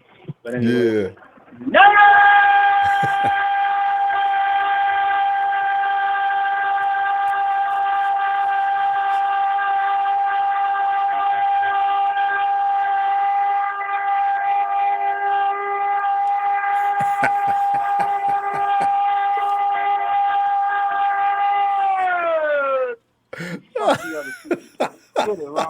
You're getting in real shape for that. I'm telling you, that was impressive. Rico, see you tomorrow. Much love, Ronbo. God bless. Yeah. Dre is outside. Hey, Dre. Fuck Razor, he's a sucker. Ryan, Jeremy, I see your fat ass in here too. Yeah, I'm on my negative Nancy shit tonight. I know y'all are arguing. And give Texas boys some too. That's what I'm noticing every time I look over there. He's been blocked for 3 weeks, bro. He's been blocked for weeks. I don't even gotta see that, man. But Dre, man, look, man, Ronbo, remember when I caught hell for about 2 days when I said $34 million was a lot of money. Remember that? $34 million is a lot of money. Oh, okay. Yeah. Oh, you know about Bosa's contract? Right? Yeah. Oh, yeah. Remember? Yeah. Remember? And then I said, guaranteed 28. That's a lot of money. Yeah. What, you know what I mean? And, shit. He may be worth it. That may be a bargain. I hope so, man, because it's the going not even the full second week of pads, and this motherfucker already getting MRIs. I mean, God. Well, okay, Jay, but you know what? It's one of those things. He's just playing. It's scary, now, Ronbo. Come on, Ronbo. But if the when dude you see the report, don't tell him. Bro, I literally got sick, I saw the report. They rolled him up. I literally got sick. Rolled him up on his ankles. Got sick. Yeah, bro. I was scared. I literally got sick. Like, come on, bro. Not this. Dre, come on, man. The thing is, you done played ball before. You get some ouchies. It's a part of the game. Oh, as long as it's not, I know. Like, it's not an ACL or shoulder dislocation or something like that. Most definitely. It's okay. I'm just saying, just the reoccurrences, like, so close together is scary shit. And I've broken my ankle, and I had a high ankle sprain, and I've had a mid ankle sprain. And they don't feel any different, bro. Yeah. They don't feel any different. As a matter of fact, my mid ankle sprain hurt more than when I broke my ankle. This is real shit. I had a mid ankle sprain, Ronbo, while I was running in the field. Yeah. When I was running in the field, and I stepped into a pothole as I was in full stride. Ronbo, when I'm telling you, I thought my shit was broke, bruh. So I get it, but I'm just saying, like, it's not just the knick-knack injuries. It's how close they are together. That's the only thing that bothers me. You know what I'm saying? Yeah, it's like, damn, bro. Like, okay, we get him back from the hamstring. He comes. He's doing exactly what everybody thought he would do, right? And then all of a sudden, another. Then it's like, no, it's not just he'll be all right. This is a ding-dang. No, he got to get an MRI. Luckily, it came back good. But that's I'm a just precaution. Like, damn. You got to. Yeah, right. You're right. Yeah. It's a precaution, but I'm just saying, like, shit, bro. We just got you. You've been back for what, about 5, 6 days? It just worries me, Ronbo. Yeah, you know what I'm saying? Anybody who says that it doesn't worry him, you know what I'm saying? No, like, I absolutely I don't worries understand him. that logic. And you know not what I'm only him, there's other key players. I don't want to hear about Jason Verrett. That scared me to death too. So you got a dual scare. But he's a quarter. He's a Yeah. quarterback. You know, you hear more about ankle sprains with guys who are moving around the field always, you know what I'm saying, running down the field all the time. So that's understandable. You know what I'm saying? Somebody takes a turn, you turn your hip, you know what I'm saying, your foot stays in the same place because you got on sharp spikes or something. That's understandable. But for our stud, you know what I'm saying, Pro Bowl, you know what I mean? like Pro Bowl Leo, you know what I'm saying? Like, I don't want to hear that, bro. Well, like, it bothers the shit out of me. You know what I'm saying? I agree. I just pray that this doesn't happen during the season, bro. We Dre, need this man for 6 get ready. You know what I mean? There is going to be injuries, Good and Lord. I probably, you know what though? It's going to be injuries, but like, man, come on, bro. Okay, if we had a game this Sunday with what they're saying, I doubt he'd miss the game. They'd wrap that puppy up and they'd go for it. So those little ouchies like that, those I'm going to go ahead and look past those. As long as I haven't talking ACL or shoulder or mid-core tears and things like that, I mean, come on. It's just, you know, if he turns into Ziggy Ansah, or even, I really loved him to death, though. He can't become Aaron Lynch either. Aaron Lynch is another guy. Great player, but there's no way he's going to stay on the field. Edge rushing is just a tough job. Man, yeah, bro. So, you know, I want Bosa to be successful. You know what I'm saying? Like, I want him to be successful. Like, we've went through a couple of years where, like, we all wanted, like, that big, like, the sexy pick, right? Not the pick where, like, he's good, but You know what I'm saying? Like, we finally got that pick where, like, this is the dude that everybody wanted, and we got him. You know what I'm saying? So it makes it even more important to, like, not have to go through this type of shit. Like, I was at work, you know what I'm saying? Didn't really, you know how you have those great days where you're at work, and then you have the days where it's just like, bruh, I'm just ready to go home. You know what I'm saying? And I was already having that day. Then I get home, I cook, make sure that, you know what I'm saying, my family is fed, because, you know, wife isn't home yet. She had, like, a presentation or something. You know, she worked in corporate world. So she do all the presentations, that type of shit. Yeah. Then I sit down, bro, and as soon as I unlock my phone, I see the you don't watch your notifications all day, then, huh? Yeah. I can't, bro, because I'm you know what I mean, I'm fast paced, you know what I'm saying, and I have no time to I know.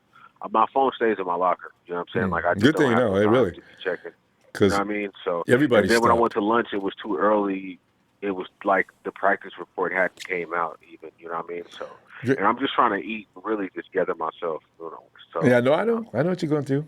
But Dre, we got to stop because we started too late and we got everybody on the East Coast up all night. Yeah, most definitely, bro. Just man. But relax, Dre. You're gonna be okay.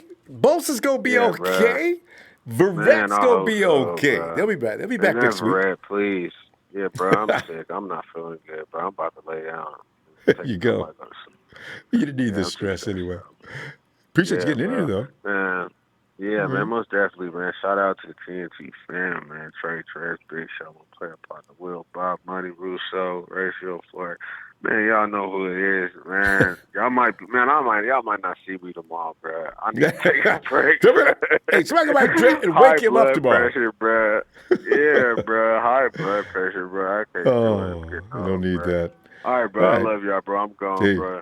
We love you back. Dre, have a good night, fam. You too, bro. All right. You know, there's going to be a lot of trauma. We need to get used to it. As long as always think positive, like we did this time. And look, we got sprained ankles, nothing more than that, and that's fine. It's preseason. It's not like we're on a drive to win 15 or 14 or 13, and we don't need these guys this Sunday, so we'll be fine. And it's got a 786 Miami, Florida. What's up, Ronbo? Yeah. You know what's up. 4-9. Who is this? This Blake, man. I ain't calling in a minute, but I'll be watching the show. Like, Wait. Day, You said Blake. This Blake from Miami. All I right, ain't calling Blake. in a minute. All right. Yeah, it's been a while. I remember him in that name too. I do remember Blake. Yeah, Blake. I enjoy watching your show. All the updates. I'm just very excited about my Niners, boy. Well, you got plenty to get excited about this year, babe. Yeah, looking good. Oh yeah. How you feeling about the season, though? I kid. There's just no matter what I look at on this team, I look at each and every room and I think, that's a tough room. And you look at the next room, damn, that one's it. And then you go to the defensive line, damn. I want to see how well a quarterback can operate with that kind of juice. Good Lord. I got a rookie that may be outplaying some very good vets. I mean, I don't know, but I will see between Nick Bosa and D Ford. Now I question which one is really the best. Because Nick can stop the run as well as kill a quarterback. And then I got my other Doberman in the middle. I mean, I got 3 Dobermans on that line. And the thing is, all of them coming at once. As soon as I say hit, bam, them dogs is gone. Oh, it's vicious. Ain't no offensive line can stop that. This is why I wish we were playing the Cowboys this year. I don't know if the Cowboys' offensive line is as good as it has been, but I'd love to test them against the Cowboys' greatest offensive lines. They've had some good ones. I hate to give them credit, but they did. And cut these guys loose on them. I want to see what kind of damage they could do. Yeah, they just got to work together. They just got to work together. That. But I'm very excited about Eric Armstead. I really think this gonna be his really breakout year. The 2 players I'm excited about him, Eric Armstead, and I'm excited about Jalen Hurd. I think Kyle got a real good package for him, especially in the goal line, like them jet sweeps in the goal line. I heard about that. Yes, I'm telling you, Jalen Hurd and Eric Armstead. I think this is his year. I'm telling you. I do too. D Ford and Nick Bosa, they gonna bring it. They gonna bring the pain. But I think Eric Armstead really gonna take a notch up this year. They're gonna free up the middle anyway. Between Ford and Bosa, the middle now is not going to have to deal with anything more than a tight end that lost his way somewhere, try to help out one of the offensive linemen. He will be butchered immediately. And you're going to see sacks coming from the middle because now, ideally, as you know, Blake, what you want in a pass rush is extreme pressure from the outside and good push up the middle. Well, it's textbook what the 49ers have now. Both ends are tremendous they say, in the middle. That's what they always teach. They always preach, violence. I know, right? That's one thing I love about our coaches, violence. You ever watch Chris Kasurik out there coaching? Chris Kasurik, to me, I mean, I've always loved Tom Sula. But, man, I tell you what, I can feel that Chris Kasurik's going to take the number 1 position in my heart from here. I love watching Locked and Loaded. Was that Locked and Loaded? Locked and Loaded, explode on it. I love his rhyme. I was laughing. Locked and Loaded. I forgot. Somebody help me finish that. I was laughing. I said, look at this. He's got them all fired up, and they just exploded, just like he's saying. Boom! That's the kind of coach we need with this unit. Man. That's lovely. And I don't think no NFL team got a D-line stacked like us. What I did too? 5 first-round picks, and the only one that has yet to come to the table for his full potential is Solomon Thomas. Well, Blake, what if he does this year? Oh, good God. And that's going to keep Buckner fresh. People don't understand. That's going to keep Buckner fresh. When we making that playoff push, people don't understand that depth going to come in. It is. Octavia Street. Oh. I'm telling you, all that depth is going to be a key factor, just like in basketball. The bench is the key factor. I'm telling you. Buckner's going to do his thing. Ronnie Blair, Sheldon Day. I don't know, DJ Jones, I think he makes his team. there's a couple other guys that this guy that's got a concussion right now. I don't know. You just don't know who's going to be with us. They can't keep them all, but they got plenty of guys now. And some of these guys are premier pass.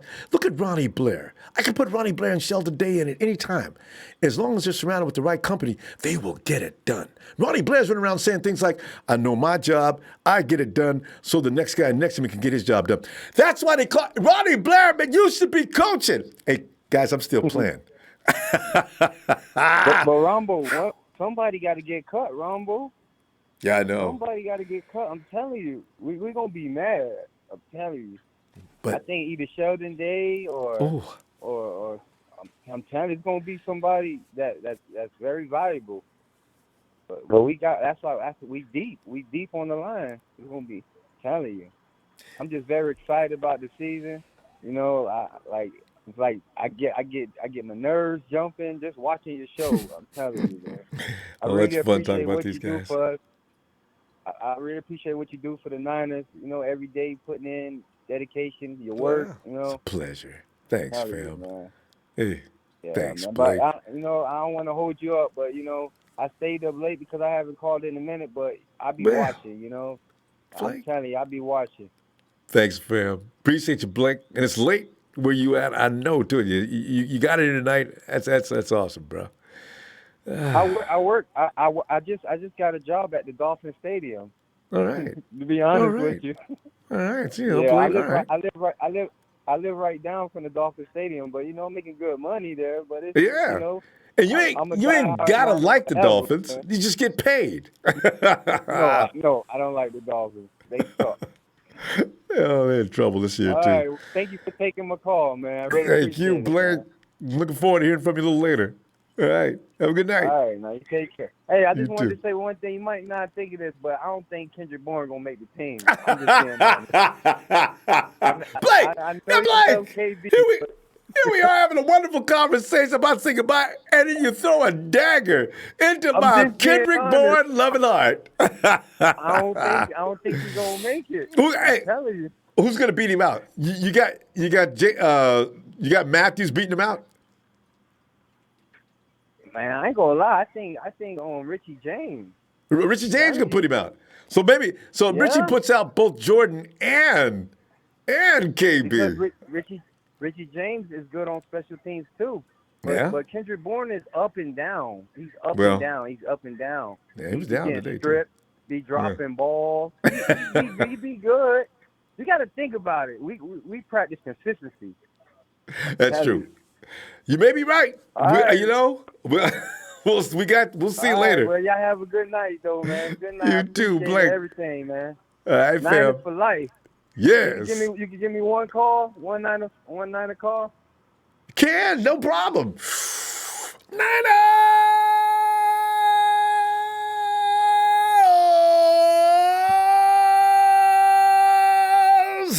For my man, Blake. Thank you so much, man. And I'm going to the game. I'm going to the game in Tampa Bay. That's September 8th. I'll be there. Okay. Get back to us between now and then so we can make some arrangements to make you make an appearance at halftime then. All right. All right, Blake. Now you take care. You too, man. Night. And you know, I'm setting myself now. My boy KB does get cut. Boy, I'm gonna get ganged up on like ain't nobody's business, ain't I? And Big Show will be leading the pack, too. Rumble, I told you, but you wouldn't listen to me. All you kept going on and on. Rumble, your heart is where good sense isn't. You know, you should be thinking about the team, not your personal preference. I already know the lecture that's coming from you, Show. You're a terrible, terrible man.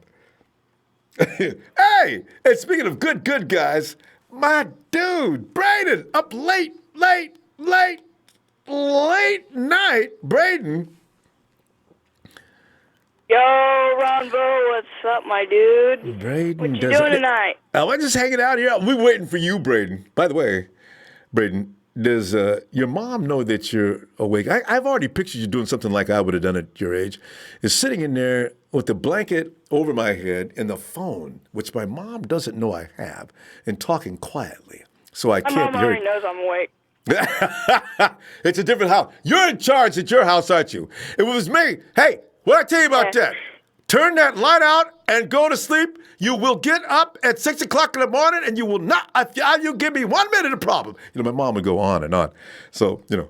Hey, Ronbo, you want to hear a joke? Yes, I love jokes. All right, this is a Dallas Cowboy joke. Oh, God. Texas boy, pay attention. All right, go ahead. All right. Why can't Tony Romo use the phone anymore? Oh, okay. I can't even imagine. Why? Because he can't find his receiver. Oh! Hey, tell that to Texas boy. He deserves it. Texas boy, Texas boys, you've irritated Braden to the point. Now he's looking up good material to shoot at the Cowboys. And there's a lot of other things. So keep bringing those. Braden, also, I want to mention, we have ran a drive for the Braden jersey. We got it. I got to get, you said small or medium? I said large. A boy's large, though, right? Yeah, large, right. 10, 12. Yeah, all right. So there it is. I'm going to get all that information from you. I'm going to get contact with you on Twitter, and we're going to get all that and get that sent right to you. You ship it to Postal Services or something like that to West Lafayette, Ohio, and just put my name on something, I guess.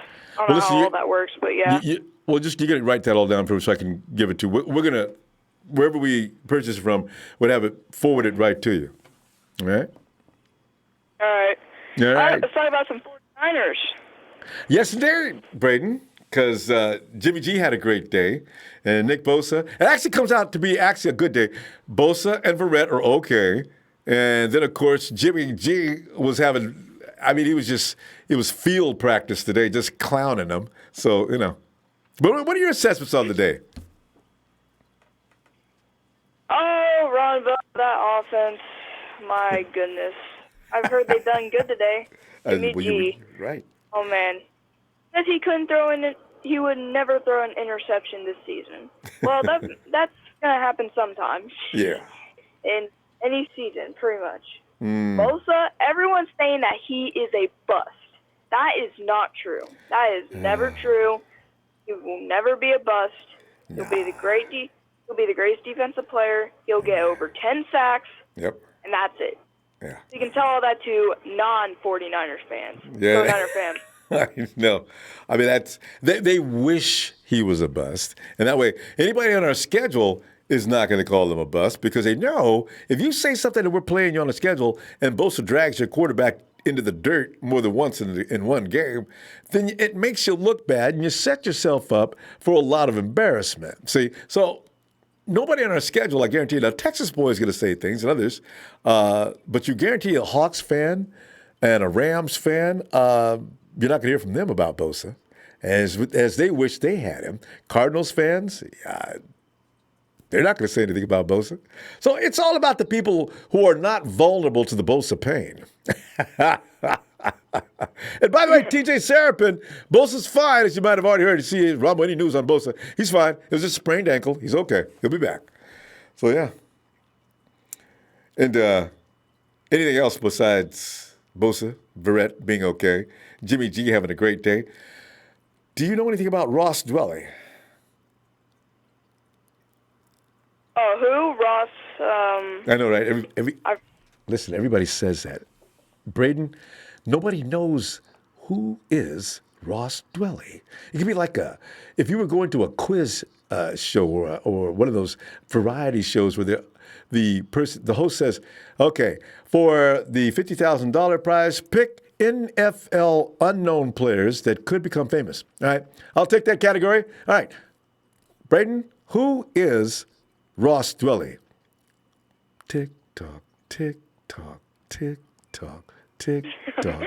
Ding! I'm sorry, Braden, your time is up. Ross Dwelly, up-and-coming tight end for the San Francisco 49ers. All right, let's go to the next category. That's what would happen to you. Did you know, Ronbo, that Ross Dwelly's birthday? Oh, who? Sorry, you go. No, what were you going to say? What were you going to say about Ross? Oh, Ross Dwelly? You know his birthday, right? January 26, 1995. Well, you know all about him. You know his birthday. I didn't know his birthday. Oh, yeah, that was his birthday, and he shares the same birthday as me. Whoa! Right, see, you should know all about Ross Yeah. Dwelly. Pretty cool. I think he might be the new George Kittle. Or well, not the next new, George Kittle. maybe not the new or next, but he's a comparable guy to run next to George Kittle. Yeah. If he keeps up what he's doing now, he's shown the ability to be real productive offensively. A lot of times your tight end's main job is to road grade and just protect the quarterback. But Ross, like George, apparently he can do both. So, whoa. I didn't count on another productive tight end. I thought Caden Smith might take a couple of seasons before he get rolling. But Ross is ready to go, apparently. So, I don't know. We'll see. Yeah. All right, Braden. Hey, Braden, listen, you go ahead and get some sleep. I'm going to get in contact with you on Twitter. We'll get some information together and put you in a Bosa jersey. All right. Yeah. You want to holler at anybody? Go ahead. Oh, yeah. Everyone, have a good night. Shout out to all of you. Texas boy, why don't you be nicer next time? Now I have to tell the Dallas Cowboys, say the Cowgirls, about them, you know? So all them non-49ers fans, don't mess with me because I'll say stuff about any of your teams that you love that are not related to 49ers because I'm a gangster. Welcome to my world. Yeah, no, look out for Braden. I don't think we know him as well as we thought. Braden, take your bad self to bed. I'm gonna see you tomorrow. Okay, we'll be back. All right. Night, Braden.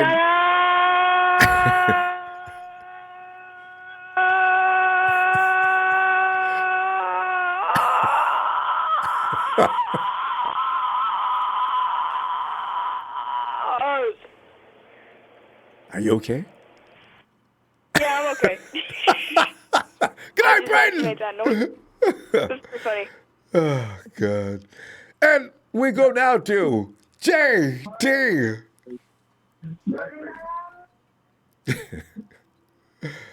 JT. JJTTT. JT.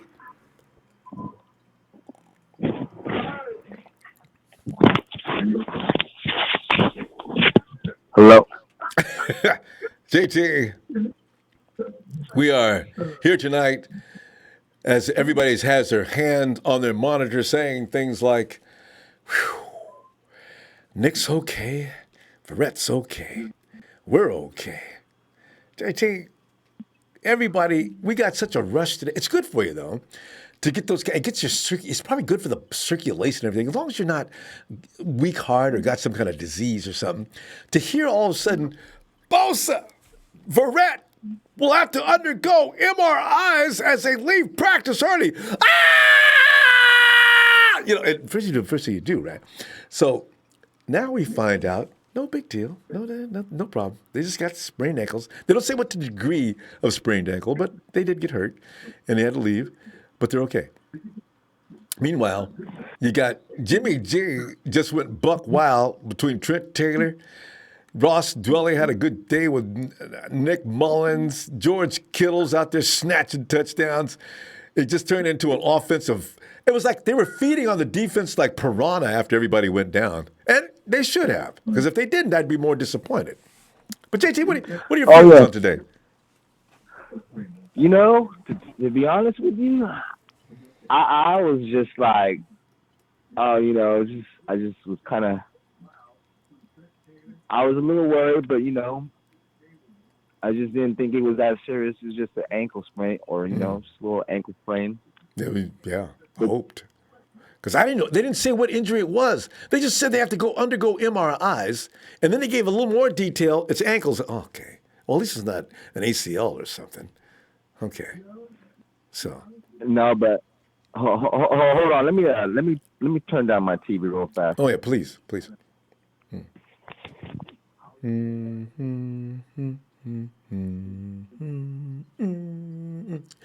guess his TV was like he's got a 50. JT, it's a large house. Or he's looking for the remote. You know how you don't want to touch your monitor, so you look everywhere for the remote, but you left the remote in the kitchen.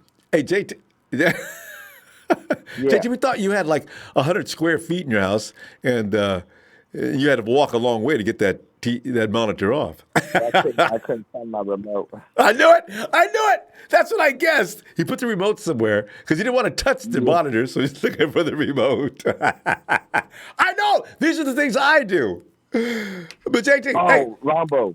Remember a while back ago when I was talking some mad crap and I was talking about, I thought maybe Florio was probably watching those show, go to find out, what, he was, I think he was, because he was like, I got a lot of 49er fans mad at me the other day. I was watching one of his shows and stuff. Oh, Nate. You know where he was? No, I'm talking about, no, not Nate. I'm talking about Mike Florio. Florio. Mike Florio. Yeah, Mike Florio on the Florio show. Yeah, not PFT Live. But normally he doesn't say. Well, he used to say bad things about the 49ers. What did you hear? Because I haven't heard him say anything bad about the 49ers in a long time. Yeah, he was just giving praise to the 49ers, talking about how the defense is going to be good this year. Yeah, no, I did. Yeah, I saw that. I posted that actually. Yeah, and then he was talking about the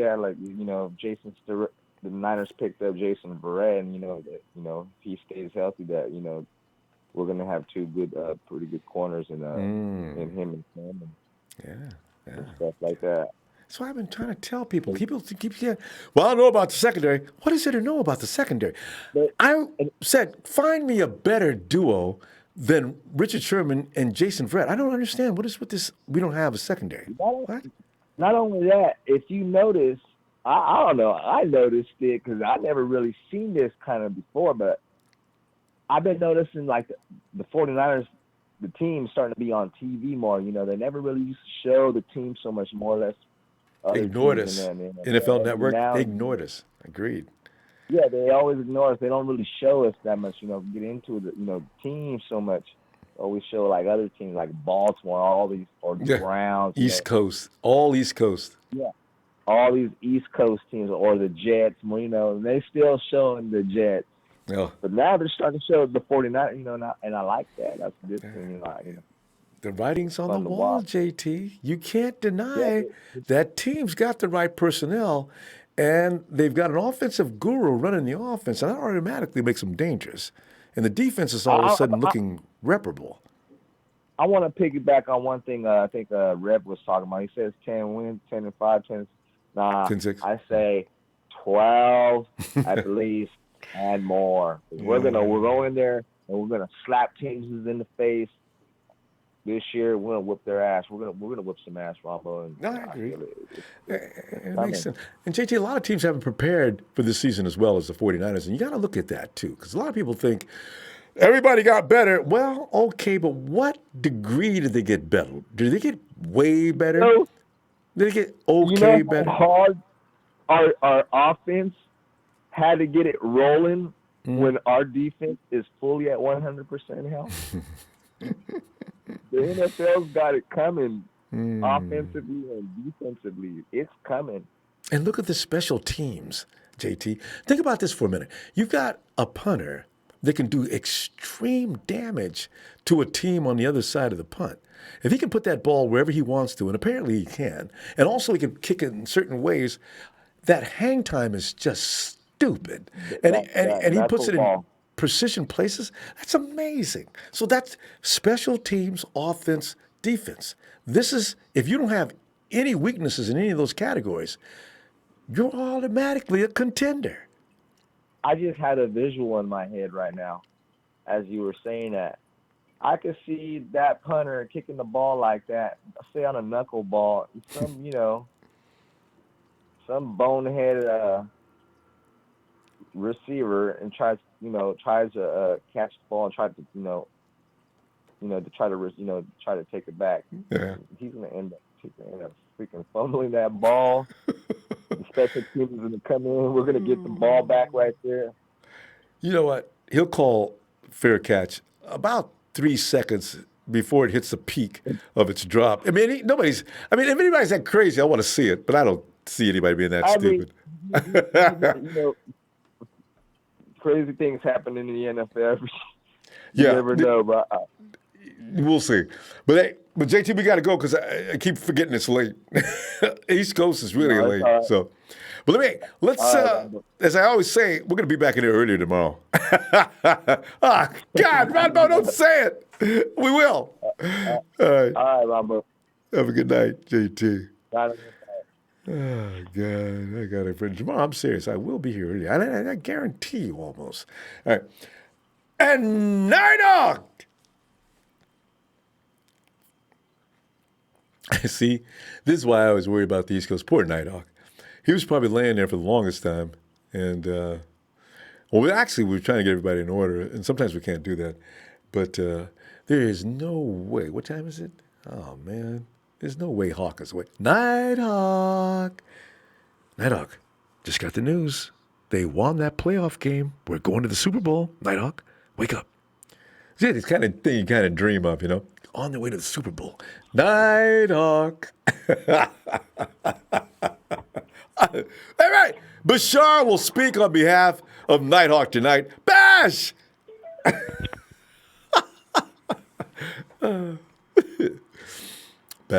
Look, Bash is always in his car. Hopefully, he's not asleep, because that means he's moving while he's sleeping. Bash! Oh, we lost Bash. All right. Oh, God. So, anyway, let's we check out. Area code is 209. Hello, 209. Modesto. Hey, Modesto. Who is this? Yo, this is your longtime fan, David. David. Hey, David. I have been listening since Chip Kelly, my dude. Whew, not a good time. But no, man. But this is my first time call. But I'm a longtime fan of yours. Well, thanks, David. Appreciate that. But Dave, I want to talk about I want everyone to know right now the Niners have elite depth at least 4 different positions. Don't they? You know what I'm saying? I agree. We are so deep. Everyone knows about wide receiver, running back, defensive line. We all know about that. Mm-hmm. But we are also deep at quarterback. You know what I mean? Actually, for the first time, seriously, we are. We can let Nick come in. So long. Yo, look at the Eagles, who are winning Super Bowls with their backups. Nick Mullins, I am telling you, is a top 20 quarterback. Easy. Mm-hmm. Mm-hmm. Look at his stats from last year. Those aren't pedestrian stats. He did a good job. And with a better team. He did a great job. You take out CJ. CJ ain't making the team. We all know that. We're just going to skip right over that, right? It's kind of a sad bless thing. His heart. Bless his heart. I appreciate his service. But Nick Mullins, you telling me that Nick Mullins couldn't have won any of those CJ games, right? Mm-hmm. And of course we wouldn't have got swept by the Cardinals. David, had Nick been there, we would have only lost 1, possibly 1 to the Cardinals, not 2. Oh, God, that's still an embarrassment. Maybe? God. So, we're coming into this preseason where we have a starting quarterback at backup. We're going to see Nick Mullins play. We're going to see him play with our backfield, which has 4 starters. Mostert is an RB2 in half this league, straight up. Mm-hmm. And we are going to see him throw to our wide receivers, which are one of the deepest in the league. I don't care. We got depth. You got to deal with it. Mm-hmm. I mean, we're going to be coming into the preseason watching almost a full starting offense. Mm-hmm. Or could start. Essentially, our depth, which is our strength. There's 9 groups on an NFL team, and we have 4 that I think are the deepest in the league out of 9. And out of that 9, Like, our linebackers are good. Our tight ends are good. Our special teams are good. We got questions at secondary and offensive line. We got 7 groups that are competitive, Ronbo. 7 out of 9. Come on. I agree. Like, Nick Mullins, like, you can't tell me that. I mean, Jimmy's elite. Jimmy's elite. Jimmy is going to win us 11 to 12 games.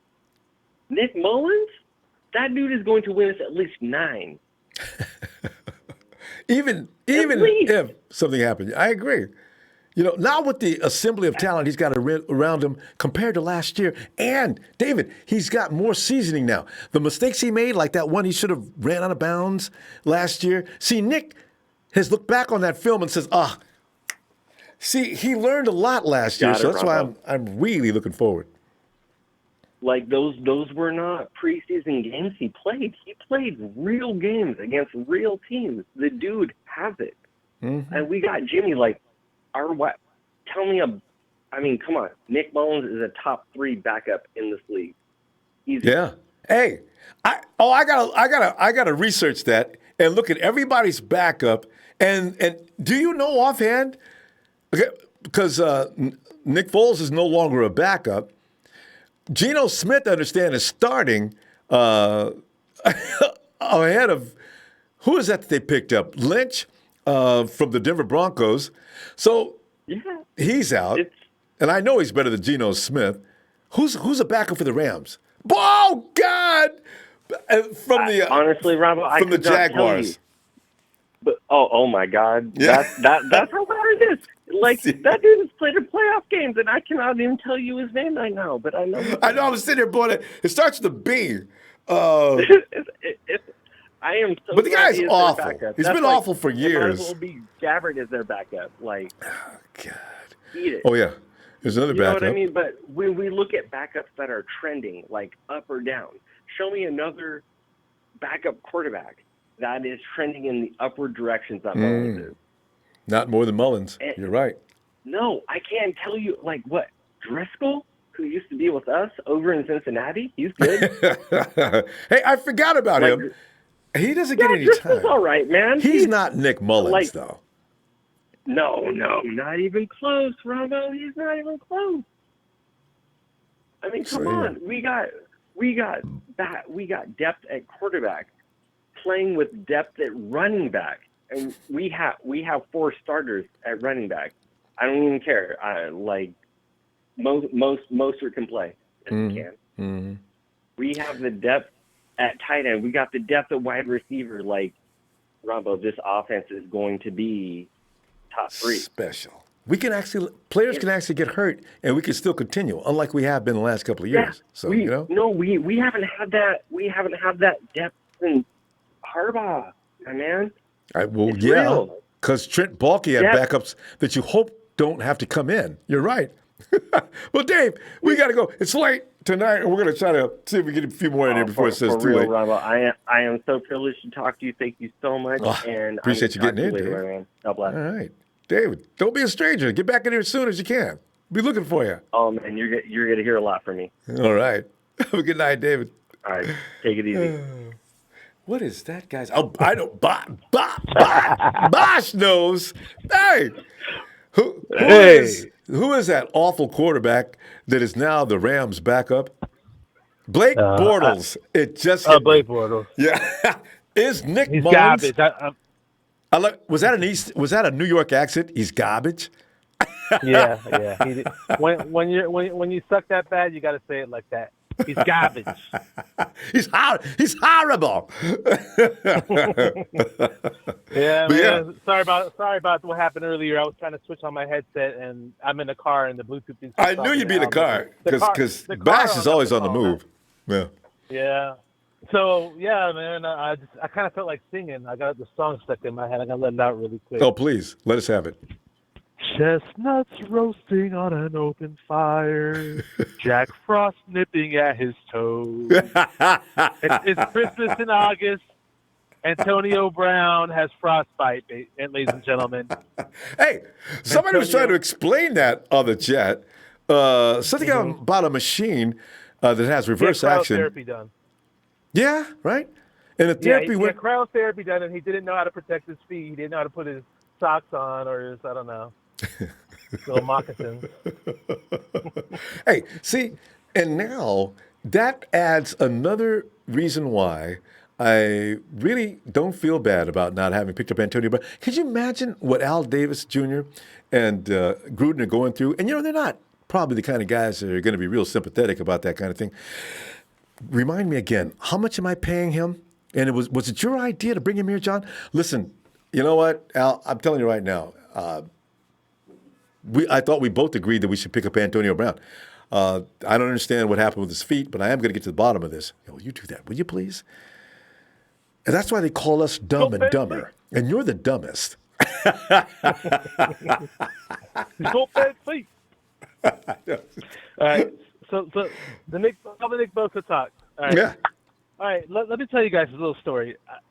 My sophomore year in high school, I was playing basketball, running around vigorously. Next thing I know, I hear a pop.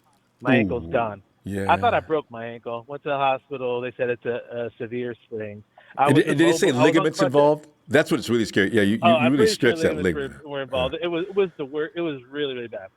I was on crutches for 1 month, and a month and a half later, I was playing. I was ready to do training camp for football for my sophomore year. Wow. So it was, and that I'm sure I messed up my ankle way worse than Bosa did. And after that, I've hurt my ankle so many times. I was able to play the same week, and it wasn't that big of a deal. But did the doctor tell you after you sprain your ankle about 4, 5, 6 times, you continue to sprain that ankle, it's going to become unstable? I love that report. They say it with such a straight face too. Like, no, you continue to sprain that ankle, it's going to become unstable. I'm just going to tell you that right now.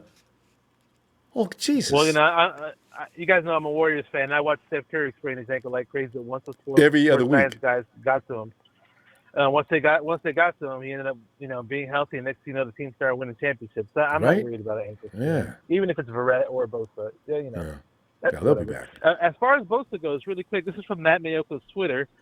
Just gonna read this off really quick for you. All right. Take this for what it's worth. After 1 week of training camp, Nick Bosa is far ahead where Aldon Smith was as a rookie. That probably should not be a surprise, considering Bosa's reputation for being so advanced technically with his hands, lower body strength, and balance. I read that. So, but I still had people shouting at me on Facebook today. Bust. I'm stupid. We got the wrong player. Josh Allen is so much better. Quinn Williams is so much better. It's like, dude, don't let this stupid little ankle injury, scare you off. And you'll see when the guy. If Joe Staley's praising this guy and Ronald Blair's praising this guy, we got the right guy. We just got to take care of his body and get him right. But I think we'll be fine. He's gonna be a Niner for quite some time, and he's gonna be our J.J. Watt. There you go. Don't even worry about it. And J.J. Watt gets hurt all the time. You know what? Here's the thing. About 5 or 6 weeks into the season, Bosh, we're going to look at the stats between Bosa, Josh, and Quentin Williams. I guarantee you right now, I'd bet money for days that Bosa's stats will be ahead of both of them, and it won't even be close. So we did not get the wrong guy. And we got interior rushes. With this squad that we got, people should not be complaining because I see a bright future. We're going to be winning some really meaningful games, and hopefully we do get to host up a new trophy somewhere down the line. Yes. Shout out to Big Show, Mr. Wide Receiver Guru, a fellow, somebody who was panicking to me about Bosa's injury today, by the way, and now I think he's calmed down a little bit because it's not serious. But they asked Richard Sherman about the wide receivers. He gave the rundown. He said Dante Pettis is going to be the biggest surprise this year. He says Debo, whenever he catches the ball, he's incredibly difficult to tackle.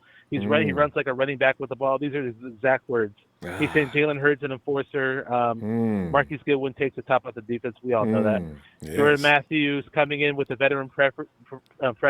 He has consistent hands. Trent Taylor. I'm really kind of summarizing what he said. It's actually longer if you read the article, listen to the podcast. Trent Taylor is light years ahead of where he was last year. That's very interesting. To anybody who says Trent Taylor is garbage and trash, and I've heard some people say that on here, he's not. And I hate to say this for all you Kendrick Bourne supporters. I don't hate the guy. I have nothing against the guy, but Richard Sherman did not mention him. And Big Phil's going to love that. I know. All right, Ronbo. Especially if Sherm is right. And Sherm, with saying that, may be right, because how does he know that already? Oh! Oh, God. All right, brother. Bosh. I'm going to let you go. All right, nice fam. talking to you. Always pleasure. Shout out to the Hit Squad, Nighthawk Fan Club, TNT, all you guys. Jerry Fresh, Ronbo, let's do this, baby. Hey, man, we're positive, man. I feel great vibes. I don't let little hiccups like this get to me, man. I'm pumped, dude. Let's go. There you go. Bosh, talking about it as it's supposed to be talked about. Hey, and Bosh mentioned Jerry Fresh. Remember to click over to Jerry Fresh with a fresh perspective when you get a chance. Thanks, Bosh. Talk to you later. And let's go check out Bryant. Bryant. Hey, long-time listener, occasional caller. How you doing tonight, Ronbo? Bryant, I am awesome, man. After going through the fear that as soon as everybody, same reaction, as soon as you read it, Bosa, Verrett, down, out of practice, will undergo MRI. Oh, my Lord, no. You fall down to the floor, and you're laying on the floor reading up at your notifications. Oh, man, they got to be kidding me. No. Oh, okay. It's like a shock and relief because the notifications are designed to freak you out with a title. And then as soon as you click into it, oh, come on, guys. I thought he broke his ribs or something, ACL, or dislocated a shoulder, sprained ankle. How bad can it be? Now, every little injury that happens to any Niner player, they're just going to blow it out of proportion. Oh, God. Because they don't want to see it's the NFL Network. It's any of the media. They don't want to see us. No. We have a lot of hate right now. Sure. And it's really, really good that right now any of our players that get hurt, the staff is taking real care with them and taking it really slow with them because I don't want to see anybody come rushing back right now like D Ford or Buckner or even Bosa come back. And even if it's just a minor tweak or, minor pain, give them a couple days off, let them feel better. And then, take a week. We've invested a lot of money in these players, and they should be practicing and they should be a little tougher. But sometimes, you don't want to push something and aggravate it where later on it's going to be a serious problem. Yeah. So I definitely think, anything that pops up is just going to be like headlights. Everybody's going to be freaking out. But I think Bosa was a good pick for us. I think he's going to do really good. Oh, yeah, he's the real deal. Ronbo, I don't think we're going to get any support, any credit, anything off of our backs until we win our division. And I know I say that almost every time I call. Goes without saying. But it doesn't. Absolutely. It doesn't matter if we go 14-2 or 12-4. If we don't win the West, we're not going to get any respect. Once we win the West, we get into the playoffs, we roll, we get to the Super Bowl, we win it. Then we'll get a little bit of credit. But we're not looking for credit. We're looking for that Super Bowl victory. But even after that, when we went against the Ravens, people were still hating on us then because, we have hardware, we have championships. But okay, so Ronbo, with Kyle Shanahan and him being in Atlanta and the play calling going one way and maybe Matt Ryan not executing the way he should, maybe that was like a bad play decision. I'm not sure exactly what happened there, but I think some of the stuff that's happened early in our seasons since he's been here with we've had some injuries. Hoyer was never the answer. But when CJ came in, CJ was growing with the team. And it's kind of hard to put blame on CJ when he's told to throw the ball one way and you got the wide receiver running the opposite way. And whose fault is that? It's communication. It could be put on both sides.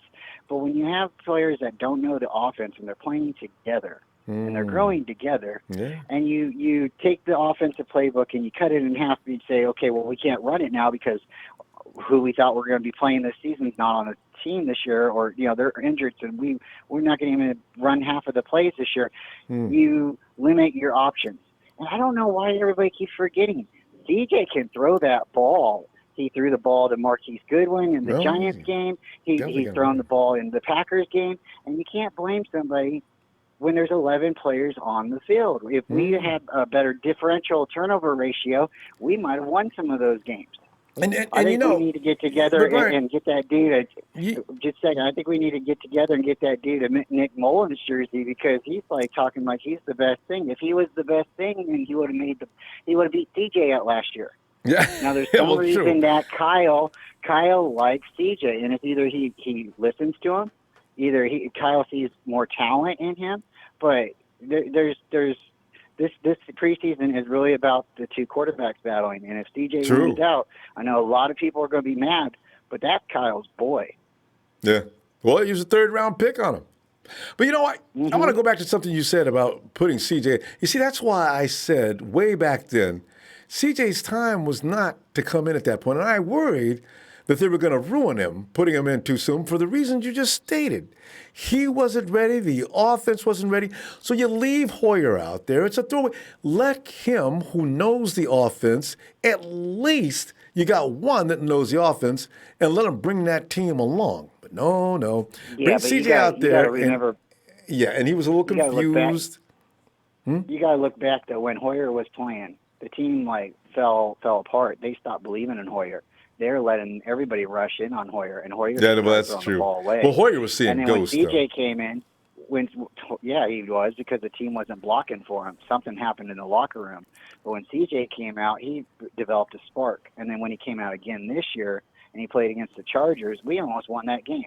No. If we would have won those games just by a couple of points or just a couple of mistakes where, a guy dropped the ball or we fumbled right Mullins would have never got in. Yeah. No, he would never have got in. And just because he played really good against the Raiders, did he play really good against the Raiders, or was the 49ers pumped that we're playing a team that was just as bad as us, and this is the last time we can beat the Raiders before they move to Vegas? I think there's a lot of in fairness to Nick, though, he did statistically do really well. In fact, I think Mullins had a couple weeks where he led the league. Look at when Mullins does throw the ball. He throws it only 20 yards. He's not throwing it deep. He might throw it just a few yards. He's only throwing it to play. Kittle grabs that ball and runs it the length of the field. Yeah. And if you go back to CJ throwing the ball to Goodwin. If CJ can't play, they would not have trust in him throwing deep like that. But the same thing goes to Jimmy. I think it's Kyle's play call most of the time. But anyway. Kyle's play is limiting who's on the field, and he's not putting trust in the players. So this is what I'm getting at. If we don't succeed this season, by whatever reason we don't succeed, do we get a offensive coordinator? Because Kyle's got a great playbook, but maybe he's not putting the plays out in the right procedure. Maybe he's not putting them out in the right time. You're going to get a lot of argument on that, though. And starting with me, I don't want anybody out there doing the play calling except for Kyle. As I say, that game when he was running we lumps, should run and we should be throwing it. I'm just saying maybe if he's got an assistant coming in, and especially if that takes a little pressure off of him. Can I just ask you this? Who would you call in to do that? Where are your choices? Who is it? There you go. Who's really close to him? Maybe bring his dad in? That'd be the only person I could trust. Anybody else? Oh, no. Let Kyle do it. If you're going to bring that guy in, let him just carry around the clipboard or something. But I want the imagination and mind of Shannon. He does things that really I like. He's not going to always run on first down.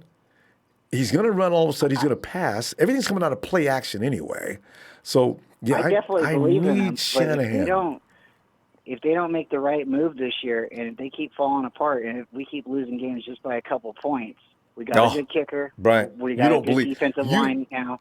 You don't believe that's going to happen to yourself. If we don't make a push this season, yeah, San Francisco, things are going to be changing really bad next year if we don't make some noise. Postpone it. That team is ready. And you got Jimmy G's already clicking. Postpone it. They are not going to be beaten by – actually, with the defense they got now, is going to win anyway. I am glad Jed York come out and said something like, "What the heck are you having my quarterback cut in?" And that was stupid. Wide receiver. I am so glad Jed York stepped up because we just need Jimmy back there throwing the ball. We don't need him playing, wide receiver. He's not Slash. No. So. And he's not Nick Foles. All right, Brian. No. All right. Thanks for letting me call in, and you guys have a good night. You too, Brian. Go Talk Niners. to you later. Have a good night. Good night, guys. Good night, Brian. Hey, night to the Cult family. Hey, since day one. What's up, family? How you doing? Hey, to say what you got a lot of noise going into your mic. Can you move yourself from that position or turn that volume down, or what is that?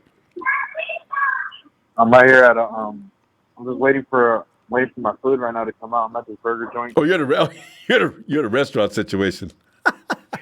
Hey, can you hear me a little bit better? Hey, now, yeah, the sound is gone. Okay. Since day one, come on in, man. What's going on?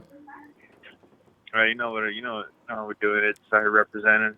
Right here. Today I had my 90 Gary out there. I had a flame on. All right. A lot of people staring, but it's because they're like, man, what is that? Like, what is that special, man? I want that. I want that kind of glow. I know.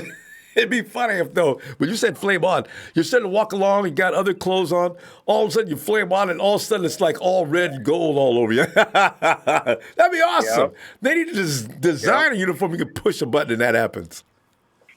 Woo! Hey, so did you catch the notification today of Nick Bosa getting hurt and going to undergo an MRI? Where were you at that time? I didn't catch that. Jason. That would have been the first thing I said. Man, I don't know, Ronbo. You don't want to see that, man. I don't want to see it again. It's like it drops you down to the floor. As soon as you read it, no. And you got to click it. Should have just kept that to yourself, Ronbo. I don't know. Oh, you didn't know about that? No, I've been on the road all day. I'm barely on my way back home right now. Well, he's okay. He's okay. Him and Jason Verrett both sprained their ankles. But the notification just read, Nick Bosa, Jason Verrett, undergo MRI. Wow, we'll get MRI. I said, what? Whoa, why? With their teeth? What? So, no, they just sprained their ankles, and they're fine. So why do they need to do MRI to see how bad if it's a tear just to make sure? You need the extent. You need to find out the extent of whatever injury it is. An MRI will give you the full facts on it. See what kind of grade it is. Yes. So they'll probably be fine. Well, this is yeah, he'll be fine. He came too far. He's been too much to let an ankle keep him out. Yeah, it's gonna take more than that. As long as it doesn't hurt anything like no knees, no shoulders, no torso tears, no bicep rips, nothing crazy that's going to keep you out for indefinite periods of time, we can survive a sprained ankle. So we don't want it, but yeah. He's been through it. He's already been in and out, so he's already. Yeah, his mindset's like, I think he's hanging on that. He's already determined. So yeah, he should be all right. We might not see him though. Maybe to the last week of preseason. I don't know. Maybe third. Maybe to rehearsal. But who knows? 1 week. The 49ers play September 8th, so Nick can come out there last week of August maybe. Because he don't need no practice since day one. This guy is always good. I mean, that injury early in preseason, and he comes back a few weeks later, and he's the most dominating force in practice. How do you do that? You got to. Yeah, he hadn't played in forever, and then he came out and just started like he never skipped a beat. That's scary. If Bosa ever puts in 15 weeks in a row, God, there's no telling what may happen. I can't imagine how many sacks he might have. Good Lord. I'm calling for 15. If he lives up to his potential. That's probably not a bad number. Even if he doesn't play the whole season, if he just gets a little ouchy and has to miss a game here and there, I'm okay with that. As long as D is on the other side. So he's dominating when he's already had multiple days with multiple sacks. I know. Every day. It's ridiculous. It's like he's going to get to the quarterback 1 out of 4 times. That's about right. I bet that's the ratio too. 1 out of 4. It reads. He put on his T-shirts. 1 out of 4 times when Nick Bosa's on the field, quarterbacks are going down. I love it. So yeah, I'm ready, Ronbo. Hey, but I'm gonna go ahead. I'm gonna get up out of here. I'm gonna see if you can let somebody else in because gotta get my grub on real quick. But thanks for the time, get your Ronbo. food. All right. Appreciate what you got going on, and Thanks, man. I'm ready for the Saturday. It'll be fun. All right, day one. Have a good night, fam. All right, Ronbo, you have a good night too. All right, thanks. And let's go check out Bill. Don't mess with Bill, baby. Hey, Bill. What's up, Ronbo? Bill, you sound a lot like Hulkamaniac. But hey, Bill. Well, I've been doing some looking into one of our old players we used to have on the team. I've did a lot of background, a lot of his how he's overcome things, and despite how this season may come out, if he becomes a free agent, we need to re-sign him. Because as much injuries we have been going through, he will be an influence for the team that will help them overcome. He is overcoming age. If he has a breakout year this year, Shanahan should go in the locker. I have respect for him, but he should go in the bathroom and slap himself. Because this guy may be older, but he seems to be on fire. And you might like the name I'm about to say, Frank Gore. I knew it. Yeah. Frank Gore. I have done a lot. He's had injuries from the very beginning of his college career.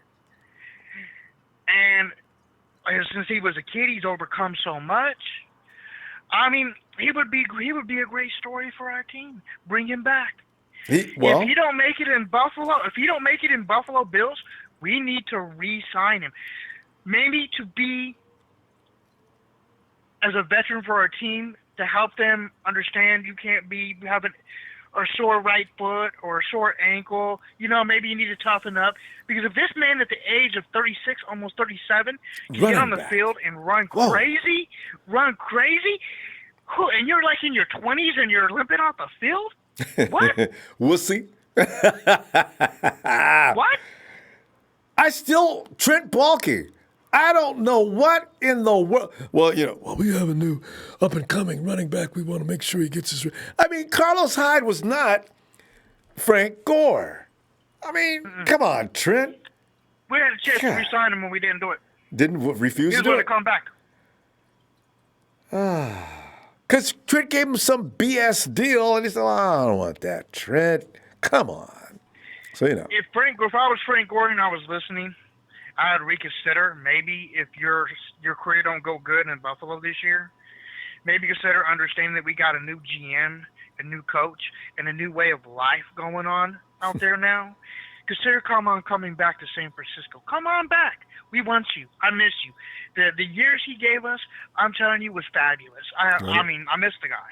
He made even if the team was looking bad, Frank would make you feel good about it, man. He carried us. He carried the team a lot of times. And I did a lot of looking into it, and I'm about to say it's time to bring Frank Gore home. I mean, I'm gonna have to say it right now. We need to speak up and bring him home. I mean, granted, he deserves a ring. He deserves a Super Bowl ring. If we get it, he needs to be on that team with us. He needs to be on that team with us. Because I guarantee you, we got threats in the air.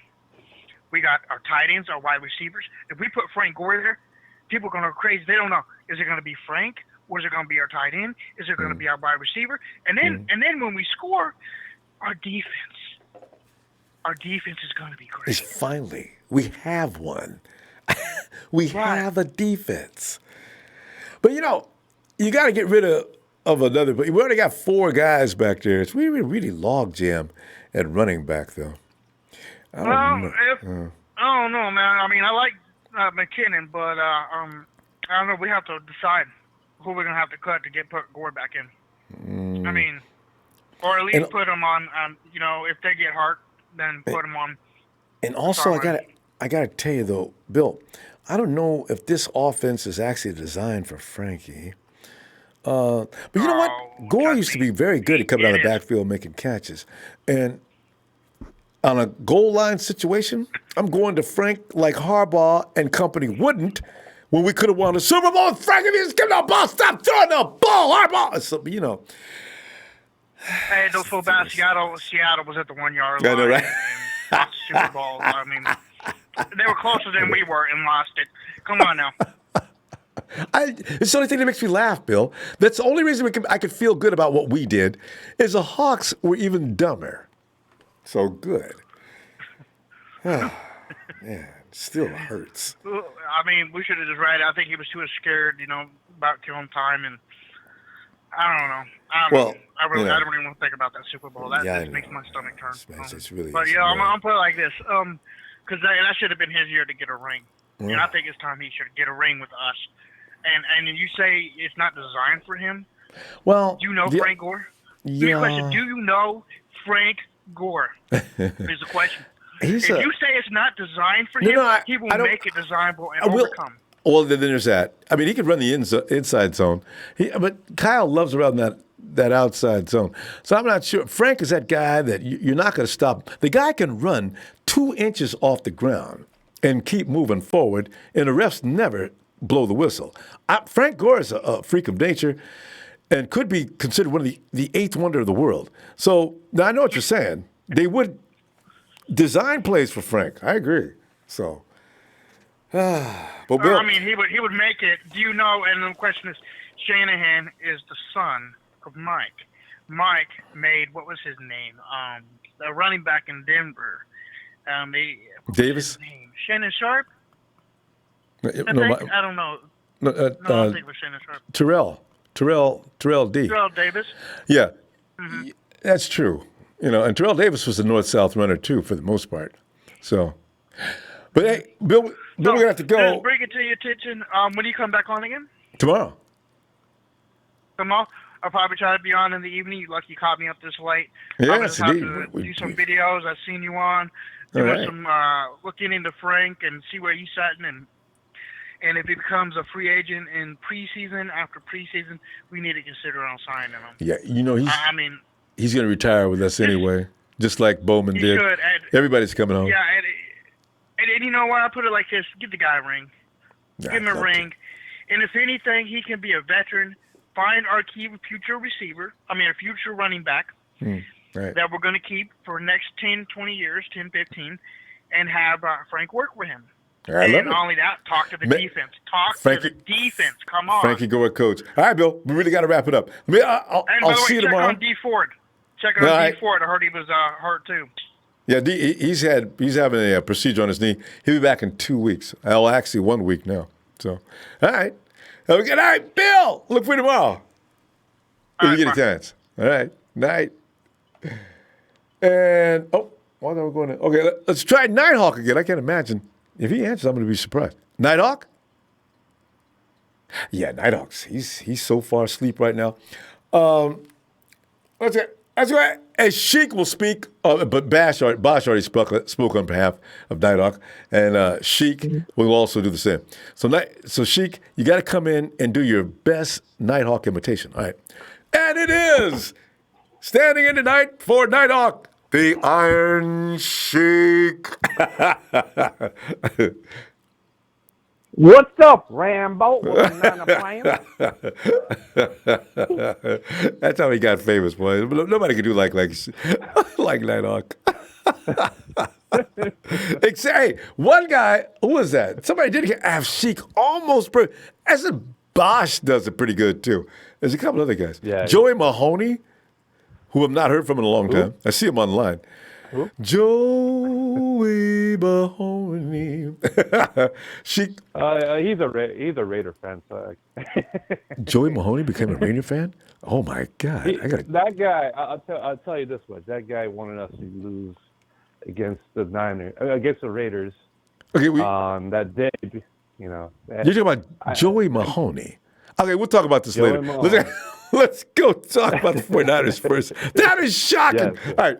But anyway, we got Bosa scaring. We all had a big scare today. Jason Verrett, another huge scare. I've never had double-barrel scares like that. I can't remember the last time I got freaked out by just looking at a notification. So we got over that.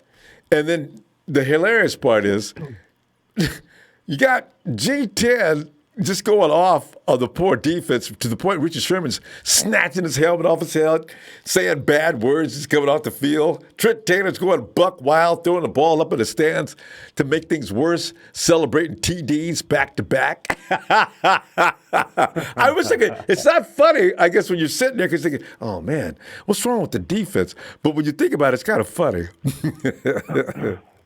Oh, God.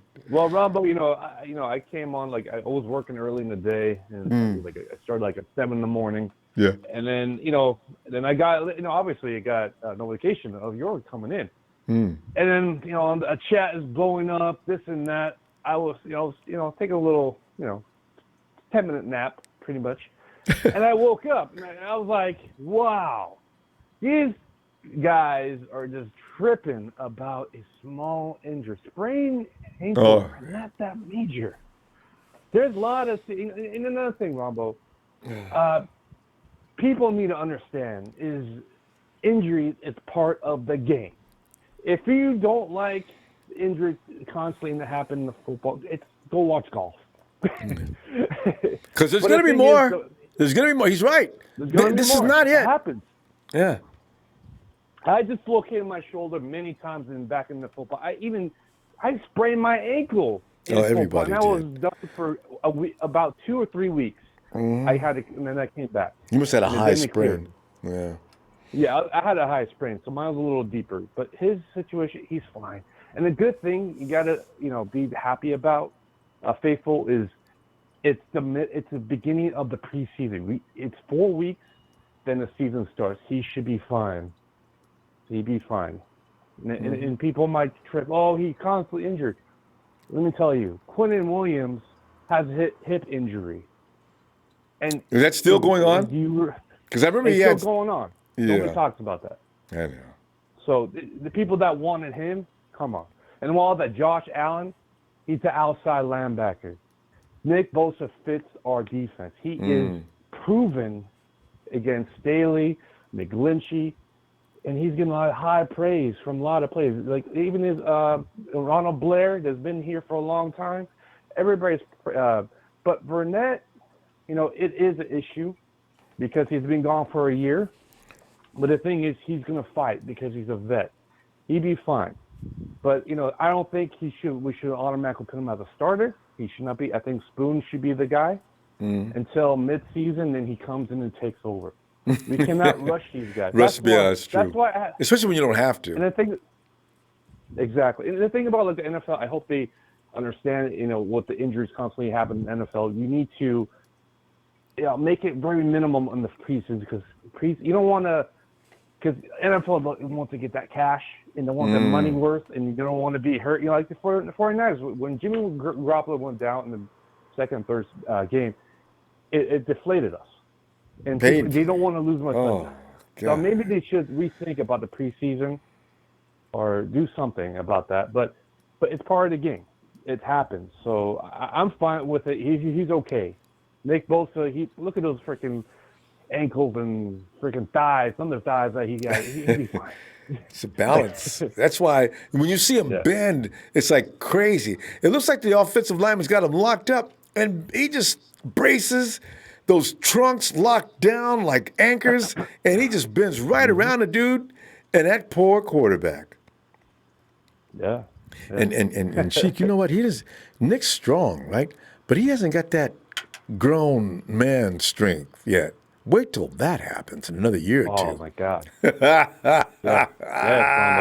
Woo! No doubt. I remember just other players, they were I forgot who it was. It was Lawrence Taylor back in the day when I saw him get drafted. He was not that built, but then when season went on, damn, he got really big. Yeah. And he became a monster. And I could see Nick Bosa becoming a really elite player. I'm not going to compare to him to Lawrence Taylor, but he's going to be his own man, but he's going to be a really good player for us, Ronbo. No doubt. But you mentioned Lawrence Taylor. It'd be funny. What if Nick Bosa was doing $5,000 and $6,000 worth of dope a day? I mean, sniffing up to your nose is just about to fall off your face and come out there and play. I wonder what damage he would do. Lawrence Taylor was loaded back to the neck, man, and that's why it was scary watching him destroy people. That was not human. Yeah. Oh, my He God. gives Joe Montana fits, Rombo, and it was very scary to see him coming out the quarterback. Unblockable. No, unblockable. And that's why this D Ford and Nick Bosa, that tandem is going to be great for us, and DeForest Buckner. And I'm not sweating it, Rombo, because it's just the beginning of the preseason. Nick Bosa is going to be coming fighting from the – and honestly, he's the best player that came out in this draft. We took the number 1 pick. Yeah. So we're fine. Yeah, I think so. Sprain ankle. But let me also – and it's like I said, like injuries happen, but the thing is, Rombo, it's a day-by-day situation. He'll be fine. But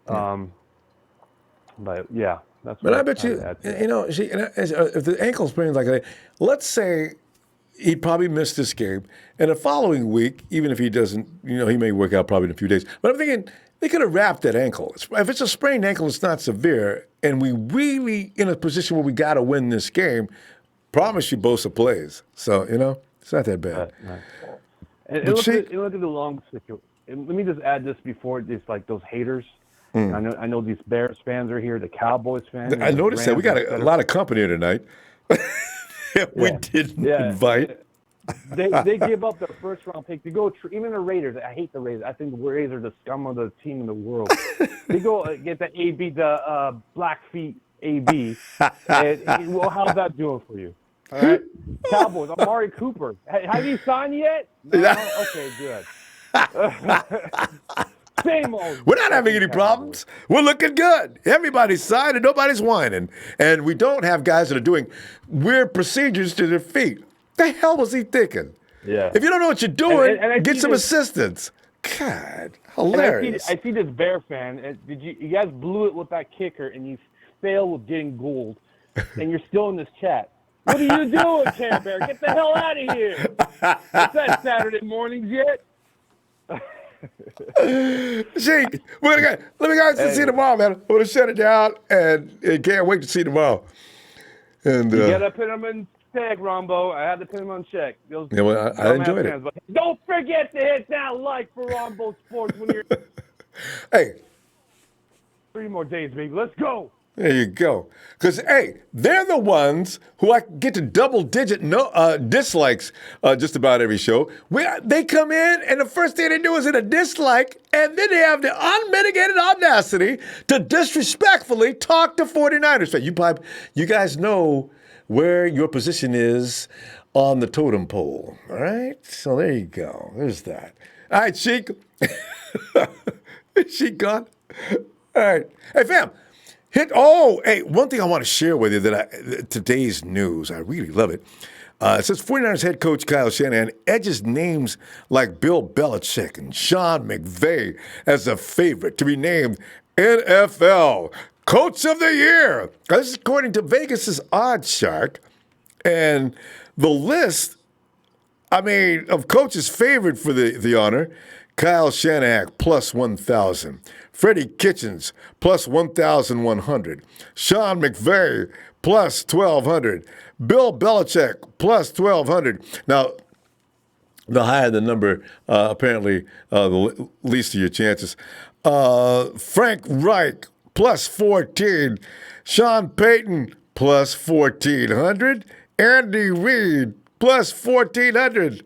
Doug Peterson, plus 1,600, Matt LaFleur, 2,000, and Matt Nagy of the Chicago Bears, plus 2,000. That's the only reason I thought about that, because we were talking about the Bears who are in here running their mouth for reasons unknown.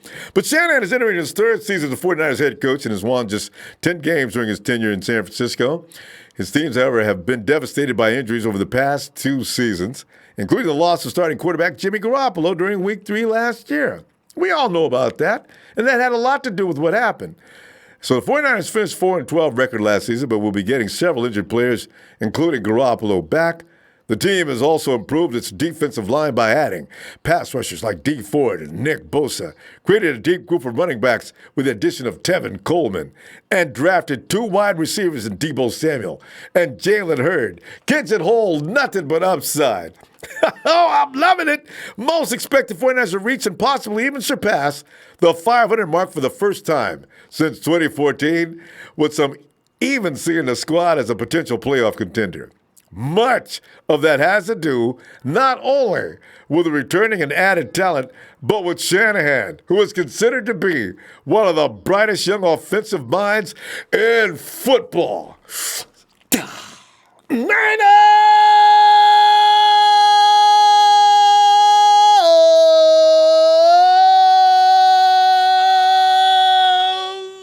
Night, Elisa. See you tomorrow. Yeah.